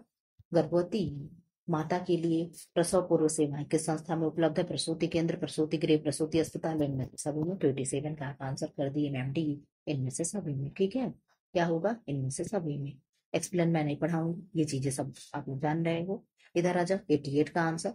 विश्व स्वास्थ्य संगठन WHO ने अधिक से एक विश्वव्यापी विषांक्रमणी कार्यक्रम लागू किया था। मई 1972 में, मई 1974 में, ऑप्शन सी मई 1976 में, ऑप्शन डी मई 1985 में। तो 88 का क्या आंसर हो जाएगा? आप कह रहे हो मैम बी हो जाएगा, 1974 में। 89 का आंसर आप कर दो। हेपेटाइटिस बी वैक्सीन की तीसरी खुराक देनी चाहिए। पहली खुराक के 2 माह बाद, दूसरी खुराक के 3 माह बाद, पहली खुराक के 5 माह बाद, दूसरी खुराक के 6 माह बाद। 89 का आप आंसर कर रहे हो मैम डी, पहली खुराक के 6 माह बाद। ठीक। इसका फुल आप लोग आप विस्तार से पढ़ लेना। पहली खुराक जन्म के समय, दूसरी खुराक 6 सप्ताह से 1.5 माह की उम्र में, तीसरी खुराक 6 साल 6 माह की उम्र में। ठीक है। यहाँ साल मैंने पढ़ दिया क्या? आप लोग देख लेना इसे। 90 का आंसर कर दो। कौन से प्रदूषण से व्यक्ति में घुटन होगी, सिरदर्द, अतिसार, भारीपन, जलन होगी? तो जल प्रदूषण, ध्वनि प्रदूषण, वायु प्रदूषण, इनमें से सभी। क्या आप आंसर कर दो, क्या होगा 90 का? तो आप कह रहे 90 का आंसर हो जाएगा सी, वायु प्रदूषण से ये सारी चीजें होती, सबको पोषण मिलती है। ठीक है। इधर जो आप आंसर कर दो, ये तो आपको पढ़ना नहीं है, यहाँ पढ़ दो। परिवार के प्रति निष्ठा एवं एकात्मकता का क्षीण हो जाना ही पारिवारिक विघटन है, किस विद्वान ने कहा? 91 का आप कह रहे हो मैं मीड ने कहा। किसने कहा? मीड ने कहा। इसका आप लोग परिवार आप लोग एक बना लेना, तो वो क्या कहते हैं, ट्रिक बना लेना। ठीक। उसका ट्रिक क्या होगा? चलो लाओ मैं खोज ही लेती हूँ। परिवार के प्रति निष्ठा में एकात्मकता का क्षीण होना मीड ने कहा है। क्षीण और मीड आप दोनों यहाँ जोड़ लोगे तो शायद आंसर लगा लोगे। दोनों दोनों छोटा छोटा है। ठीक है। ठीक नहीं, फिलहाल मैं बना पा रही हूँ। 92। जब पढ़ते पढ़ते पढ़ाते थक जाओ ना तो ऐसे ही होता, बोरियत हो रही, जैसे लग रहा है कब खत्म कर दे कब खत्म कर दे। चलो 92 का आंसर कर दो। काम तृप्ति तथा पैतृक कार्य परिवार के विशिष्ट कार्य है, यह कथन किसका है, किस विद्वान का है? Option A J L Woodworth, R L Sutherland, ओवन एंड निमकाफ, अकबर ने निमकाफ को परीक्षा में से कोई नहीं। 92 का आंसर क्या हो जाएगा? तो आप कह रहे हो मैम हो जाएगा अकबर ने निमकाफ। किसने कहा है? अकबर ने निमकाफ। किसने कहा है? काम की तृप्ति और पैतृक कार्य परिवार के विशिष्ट कार्य सब कैसे कंप्लीट हो जाएंगे? निमकाफ से। ठीक है, आग बर्न एवं निमकाफ क्या हो गया? खूब बढ़िया आग जला करके, आग बर्न मतलब जल रहा है, ठीक है, बर्न मतलब जलना, और आग मतलब क्या है? आग ही होता है। तो आग बर्न मतलब जल रहा है। क्या हम लोग खूब बढ़िया से आग जला करके और नमकीन नमकीन खा रहे हैं, ठीक है। वहां क्या है, हम लोग के सारे काम जो भी हैं, परिवार के जो भी कार्य हैं, सब क्या है, तृप्त हो जा रहे हैं। सब कार्य क्या है, परिवार के विशिष्ट कार्य संपन्न हो जा रहे हैं। इस तरीके से याद कर लेना। कैसे? आग जला करके, आग जल रहा, बर्न हो रहा है, हम लोग साथ में नमकीन खा रहे हैं, हमारे परिवार के जो भी काम की तृप्ति हो रही है, सब कुछ कंप्लीट हो जा रहा है। इस तरीके से याद कर लेना। यहाँ देख लो, अकबर महोदय ने परिवार के 6 प्रकार बताए हैं। स्नेह संबंधी, आर्थिक, मनोरंजनात्मक, सुरक्षात्मक, धार्मिक और शैक्षिक। ठीक, इन्होंने क्या बताया है? किंग्सले डेविस ने 4 बताए हैं। प्रजनन, भरण पोषण, सामाजिक संपर्क, सामाजिकरण। स्क्रीन शॉट चाहो तो बना लेना, ठीक है, इसमें आप बना लेना स्क्रीन शॉट। इधर आ जाओ। 93 का, 93 क्या है? एक व्यक्ति अपने जीवन का साथी का चुनाव अपने ही समूह में करता है, उसे क्या कहते हैं? तो जब अपने में ही करेगा तो हम अंतर विवाह कहेंगे। क्या कहेंगे? अंतर विवाह कहेंगे। इसका एक्सप्लेन आप लोग देख लो। इधर आ जाओ। 94 का आंसर करें। बाल विवाह निरोधक यानी संशोधित अधिनियम 1978 के अंतर्गत निम्न विशेषताएं क्या है? लड़के की, आप लोग ऑप्शन पढ़ो और मैं आंसर अब करूंगी। चलिए, तो आंसर हो जाएगा बी। लड़कों की विवाह की न्यूनतम आयु 21 और लड़कों की 18 वर्ष होगी। ठीक, यहाँ मैं इसे जरूर स्क्रीन शॉट ले लेना। बाल विवाह पर रोक संबंधी कानून सर्वप्रथम 1929 में बना। वर्ष बाद में सन 1949, 1978 व 2006 में इसमें संशोधन किया गया। बाल विवाह निरोधक अधिनियम 1978 के अनुसार लड़कों के विवाह की आयु 21 वर्ष और लड़कियों की 18 वर्ष निर्धारित की गई है। 95 का आंसर करो। बालक बालिकाओं में पाए जाने वाले सामाजिक भेद हैं, तो आचरण में, स्वभाव में, दृष्टिकोण में, इनमें से सभी में। तो 95 का क्या आंसर होगा? डी, यानी इनमें से सभी में। किसमें होगा? इनमें से सभी में। जिसका आप लोग स्क्रीनशॉट बना लेना, मैं छोटा करते जा रही हूँ, ठीक है। 2 भाग में ले लो, अब बाद में अपना पढ़ लेना, ठीक है। 96 का आंसर कर दो, क्या होगा? व्यक्तित्व के उचित विकास के लिए बालक बालिका संबंध किस प्रकार नियंत्रित होने चाहिए? पूर्ण रूप से मुक्त व स्वतंत्र, अत्यधिक कठोर अनुशासन, न कठोर न अधिक मुक्त, चाहे जैसे भी। तो सी वाला ऑप्शन बेस्ट है, ना अधिक कठोर हो और ना ही अधिक क्या हो, छूट देनी चाहिए। तो जहां भी घूमो 12 बजे तक मुक्त हो जाएंगे, नहीं तो ये भी नहीं होनी चाहिए। अब बिल्कुल भी पीछे पीछे लगे रहो तो ये भी नहीं होना चाहिए, ठीक। 97 का आंसर करो। बालकों में यौन शिक्षा देना क्यों आवश्यक होने, हमें क्यों सिखाना चाहिए? क्या बैड टच है, क्या गुड टच है, क्या चीजें होनी चाहिए? तो आप कह रहे हो मैम ऑप्शन ए हो जाएगा। यह जिज्ञासा है, उसे शांत करने के लिए उसके सर्वांगीण विकास में अनेक बाधाएं आ सकती हैं, ठीक है। बच्चा बहक सकता है, इससे उसे समय समय पर सारी चीजों की जानकारी देती रहनी चाहिए, ठीक है। 98 का आंसर कर दो। 98 क्या है? किस दार्शनिक का कथन है बालक मनुष्य का पिता होता है? मैंने आप लोगों से कहा था ना एक बार कि ऐसा किसी ने कह दिया। तो किसने कह दिया कि बालक मनुष्य का पिता होता है? आल्पोर्ट ने कहा, अकबर और निमकाफ ने कहा, वुडवर्थ ने कहा, इनमें से कोई नहीं कहा है। तो 98 का आप आंसर कर रहे हो मैम। वुडवर्थ ने कहा। किसने कहा? वुडवर्थ ने कहा। किसने कहा? वुडवर्थ ने। कैसे याद करोगे? वुड्सवर्थ, वुड्सवर्थ बालक मनुष्य का पिता होता है, वुडवर्थ ने कहा है। कैसे याद करोगे? बालक मनुष्य का पिता होता है, तो वुड माने लकड़ी हुई है, लेकिन ऐसे कैसे बताते जी? बालक मनुष्य का पिता होता है। चलो याद कर लेना, छोटा ये वुडवर्थ है, याद नहीं आ रहा, कोई ट्रिक नहीं मिल रही है, ठीक। परसोना शब्द का तात्पर्य क्या है? रंग, रूप, व्यवहार, वेशभूषा, शारीरिक गठन। क्या होगा परसोना शब्द का? आंसर कर दे 99 का। तो पैरोमेम सी, यानी वेशभूषा होगा, ठीक। क्या होगा? वेशभूषा होगा। व्यक्तित्व शब्द अंग्रेजी भाषा की पर्सनैलिटी, क्या होगा? अंग्रेजी भाषा के पर्सनैलिटी शब्द से बना है, जो लैटिन भाषा के पर्सोना शब्द से बना, जिसका अर्थ होता है मुखौटा या वेशभूषा। क्या होगा? मुखौटा या वेशभूषा, जिसे नाटक करते समय कलाकारों द्वारा पहना जाता है। इस शाब्दिक अर्थ को ध्यान में रखते हुए व्यक्तित्व की बाहरी वेशभूषा व दिखावे के आधार पर परिभाषित किया गया, किंतु वर्तमान समय में यह पर्याप्त नहीं है। अन्य विद्वानों ने इसे इस तरीके से परिभाषित किया है। चलो इसका आंसर करो। कुछ और था क्या, छूट गया? हाँ इधर था। चलिए इधर आ। विवाह द्वारा किन सिद्धांतों को अपनाकर स्त्री पुरुष एक दूसरे की उन्नति में सहायक होते? यौन प्रवृत्ति का नियंत्रण, आत्मसंयम, आत्मत्याग, उपयुक्त में से सभी। तो आप आंसर कर दो 100 का। क्या होगा? हम लोग अपने लक्ष्य के प्रति बहुत जल्दी पहुंच चुके हैं। लक्ष्य के पास तो डी हो जाएगा, उपयुक्त सभी होगा।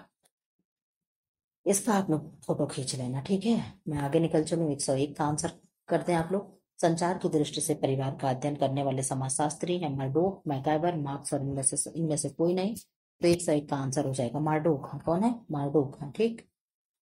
संरचना की दृष्टि से परिवार का अध्ययन करने वाले प्रमुख अर्थशास्त्री मार्डोक हैं।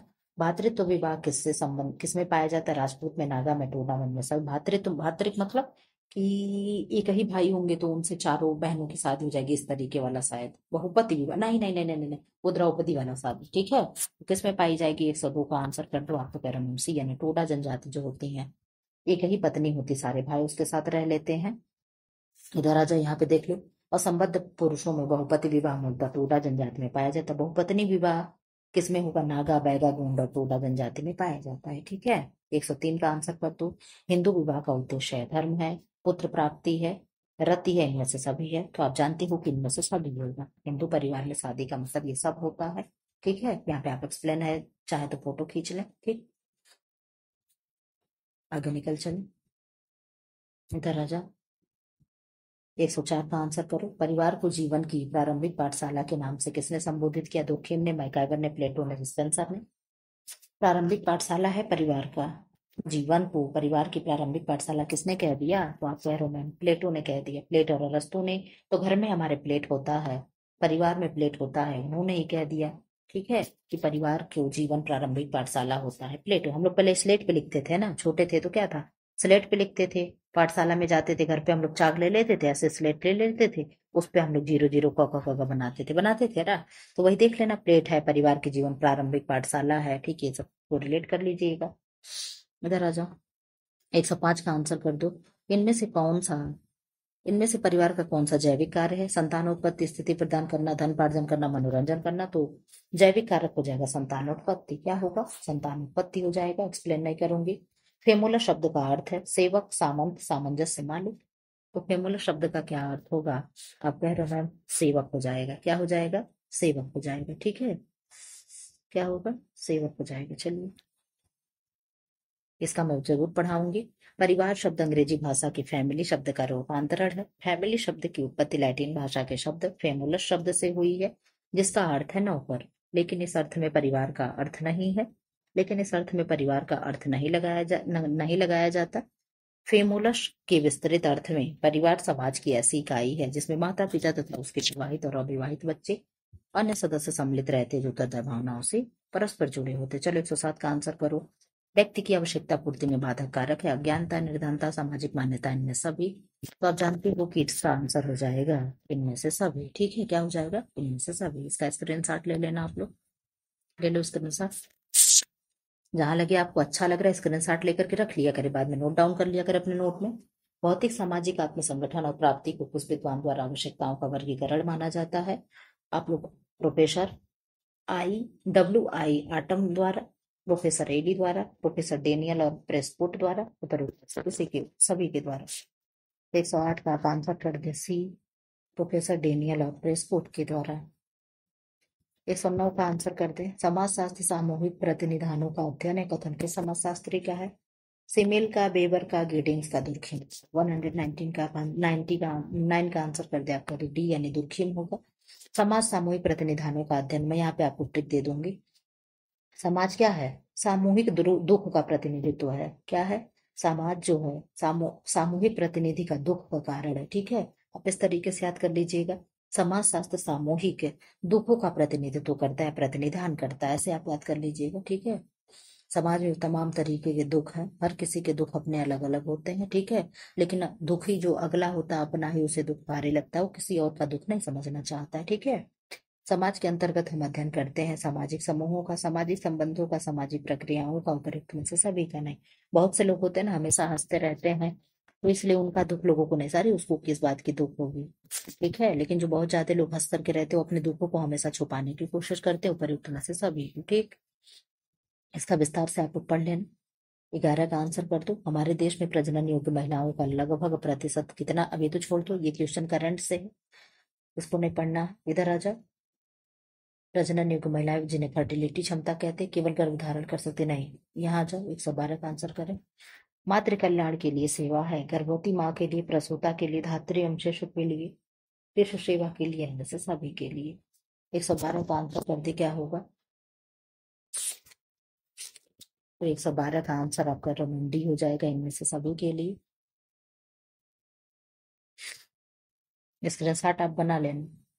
बाल मृत्यु की समस्या के समाधान के लिए उचित साधन है प्रसव से केंद्र, शिक्षिका, शिक्षित दाइयां, शिक्षा और स्वास्थ्य चर। तो क्या होगा? शिक्षा हो जाएगा। ठीक है, समस्या का समाधान शिक्षा के द्वारा ही किया जा सकता है। हम शिक्षित होंगे तो सब कर लेंगे। बाल मृत्यु दर काउंट करते 1000 जीवित शिशुओं पे, बस ये याद कर लो। बाल मृत्यु दर से क्या तात्पर्य है? बाल अवस्था में जन्म होना, बालक का जन्म अवस्था में संक्रमित होना, जन्म लेते ही अथवा जन्म के 1 वर्ष के अंदर शिशु का मृत्यु हो जाना, उपयुक्त सभी। तो क्या हो जाएगा? 140 का 140 का आप आंसर दे रहे हो मैम, सी। यही वाला आंसर बेस्ट है। ठीक है, ये पुराना डाटा 16 के हिसाब से दे रहा था, उसको मैं पढ़ाऊंगी मैं। ठीक, ऊपर बता दिया कि गणना किस पे होती है? 1000 जीवित शिशु पे होती है। 1000 जीवित शिशु पे जितने बच्चे मर जाते हैं उसे बाल मृत्यु दर गणना करते हैं। 115 का आंसर कर दे। शिशु अवस्था जीवन की वो अवस्था है, उन्नतशील, श्रेष्ठ, सामान्य और महत्वपूर्ण। फटाफट आप लोग कर लो, 10 क्वेश्चन और बचे हैं। एक एक मिनट में भी करोगे तो भी 10 मिनट लग जाएंगे। 115 का आंसर आप कर रहे हो कि मैम डी हो जाएगा, यानी महत्वपूर्ण होता है। शिशु अवस्था बहुत ही महत्वपूर्ण होता है। ठीक है, इधर आ जा। फ्रायड ने कहा बालक का निर्माण काल कहा जाता है, बालक का विकास निर्माण काल है। इस अवस्था को कहा 20वीं सदी को बालक की शताब्दी कहा प्रो ने। ठीक है, इधर आप आंसर कर दे 116 का। शिशु के जन्म के पश्चात माँ के स्तनों से सर्वप्रथम निकलने वाला पीला गाढ़ा दूध क्या होता है? तो कोलेस्ट्रम होता है, मेकोनियम उसका मल होता है, स्टूल होता है। ठीक है, आप लोग इसका फोटो खींच लेना, ये आप फोटो बना लीजिएगा। ठीक है, आगे निकल चलते हैं। 17 का आंसर कर दो। प्रसव के बाद शिशु के नाल को कब काटना चाहिए? 2 घंटे बाद, 1 सेकंड, 2 घंटे बाद, जब चाहो तब काट दो तत्काल, चाहे स्पंदन रुक जाए तब, कि जब स्पंदन रुक जाता तब उसे काटना चाहिए। 8 से 10 दिनों में सूख कर तो क्या होता है? अलग हो जाता है, गिर जाता है। हरलाख का आंसर कर दो, 18 का। हरलाख के अनुसार नवजात अवस्था कितने समय की होती है? जन्म से 2 माह, 2 माह से 3 वर्ष, 2 से 3 माह, 3 से 4 माह, 4 से 5 माह। 118 का आंसर कर दो। 118 का आप आंसर कर रहे हो कि मैम इसका तो कोई आंसर ही नहीं इसमें दिया हुआ है। यहाँ पे आप लोग देख लेना, इसमें कोई आंसर नहीं दिया गया। ठीक है, क्यों? क्योंकि जन्म से 2 माह तक सही हो सकता है, तो जन्म से 2 माह इसमें ऑप्शन ही नहीं है। अब आ जाओ, यही पेज आपका लास्ट है। ओफो, यही पेज लास्ट है। अस्पताल में प्रसव कराने की हानि क्या होती है? हर चीज की हानि और नुकसान दोनों होते हैं, आप लोग जानते हो। साइड इफेक्ट भी हर चीज का होता है। मोबाइल जितना ही अच्छा उतना लोगों की आंख भी खराब कर रहा है, ये भी जान रहे हैं। घर बैठे हम आपको पढ़ा तो दे रहे, लेकिन आपकी भी आंखें खराब हो रही, मेरी भी आंखें। इसलिए जीरो पावर का चश्मा लगा करके अपना पढ़ा करो, जीरो वाला। अगर नई पावर लगी है तो आप लोग ऑप्शन पढ़ लो, मैं आंसर कर दे रही हूँ। 119 का आंसर हो जाएगा डी, यानी नर्स की अधिक व्यस्तता से प्रसूता की देखभाल नहीं हो पाती है, पैसा भी खर्च होता है, सदस्यों की भाग दौड़ अधिक हो जाती है। कोई घर में रहे, कोई अस्पताल में रहे, ये सारी चीजें हैं। ठीक, यहाँ पे देख लो, स्क्रीनशॉट बना लेना। 120 का आंसर कर दो। प्राकृतिक प्रसव को कहते हैं स्वाभाविक प्रसव, कृत्रिम प्रसव, इंस्ट्रूमेंटल प्रसव, जटिलता पूर्ण प्रसव। ये प्रसव के प्रकार है, टाइप ऑफ डिलीवरी। आप आंसर करो मैम, स्वाभाविक प्रसव जो होगा प्राकृतिक प्रसव होगा, जिसमें वो क्या होता है, ऑपरेशन वगैरह नहीं होता है। ठीक, 21 का आंसर कर दो। गर्भावस्था में दांतों संबंधी रोग का कारण क्या है? कैल्शियम की कमी, आयरन की कमी, विटामिन ए की कमी, वसा की कमी। तो आप जानते हो कैल्शियम की कमी हो जाएगी। ठीक, इधर आ जाओ।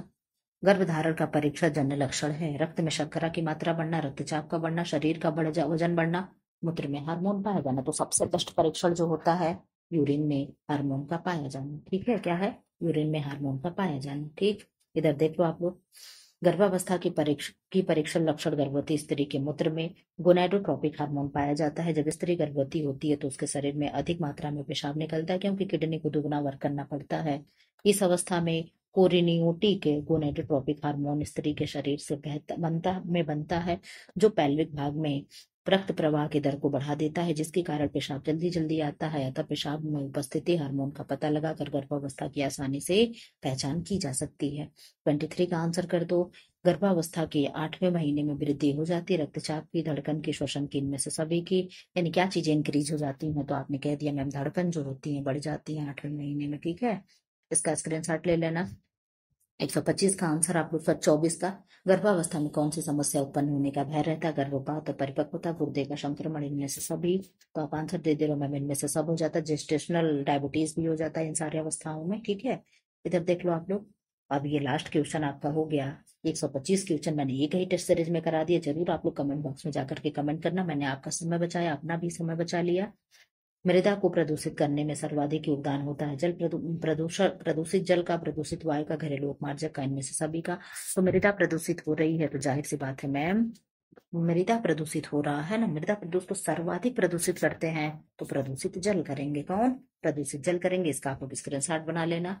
फिलहाल आप लोगों का टेस्ट सीरीज कंप्लीट हुआ 2004 का। अब एक बचा है 2003 का, उसको मैं कभी ऐसे 2 पार्ट में लाके करा दूंगी, क्योंकि अब एक पार्ट में कराने की तो मैं भैया नहीं हिमायत करूंगी, क्योंकि बहुत समय लग जा रहा है और एक्सप्लेन भी अच्छे से नहीं हो पा रहा है। क्या फायदा जल्दी जल्दी करने का? ठीक है, तो किसी दिन मैं लगा दूंगी। फिलहाल ऐसे वीडियो पाने के लिए चैनल को लाइक करें, शेयर करें एंड सब्सक्राइब करें। Thanks for watching. Comment box में कमेंट जरूर कर देना कैसा लगा।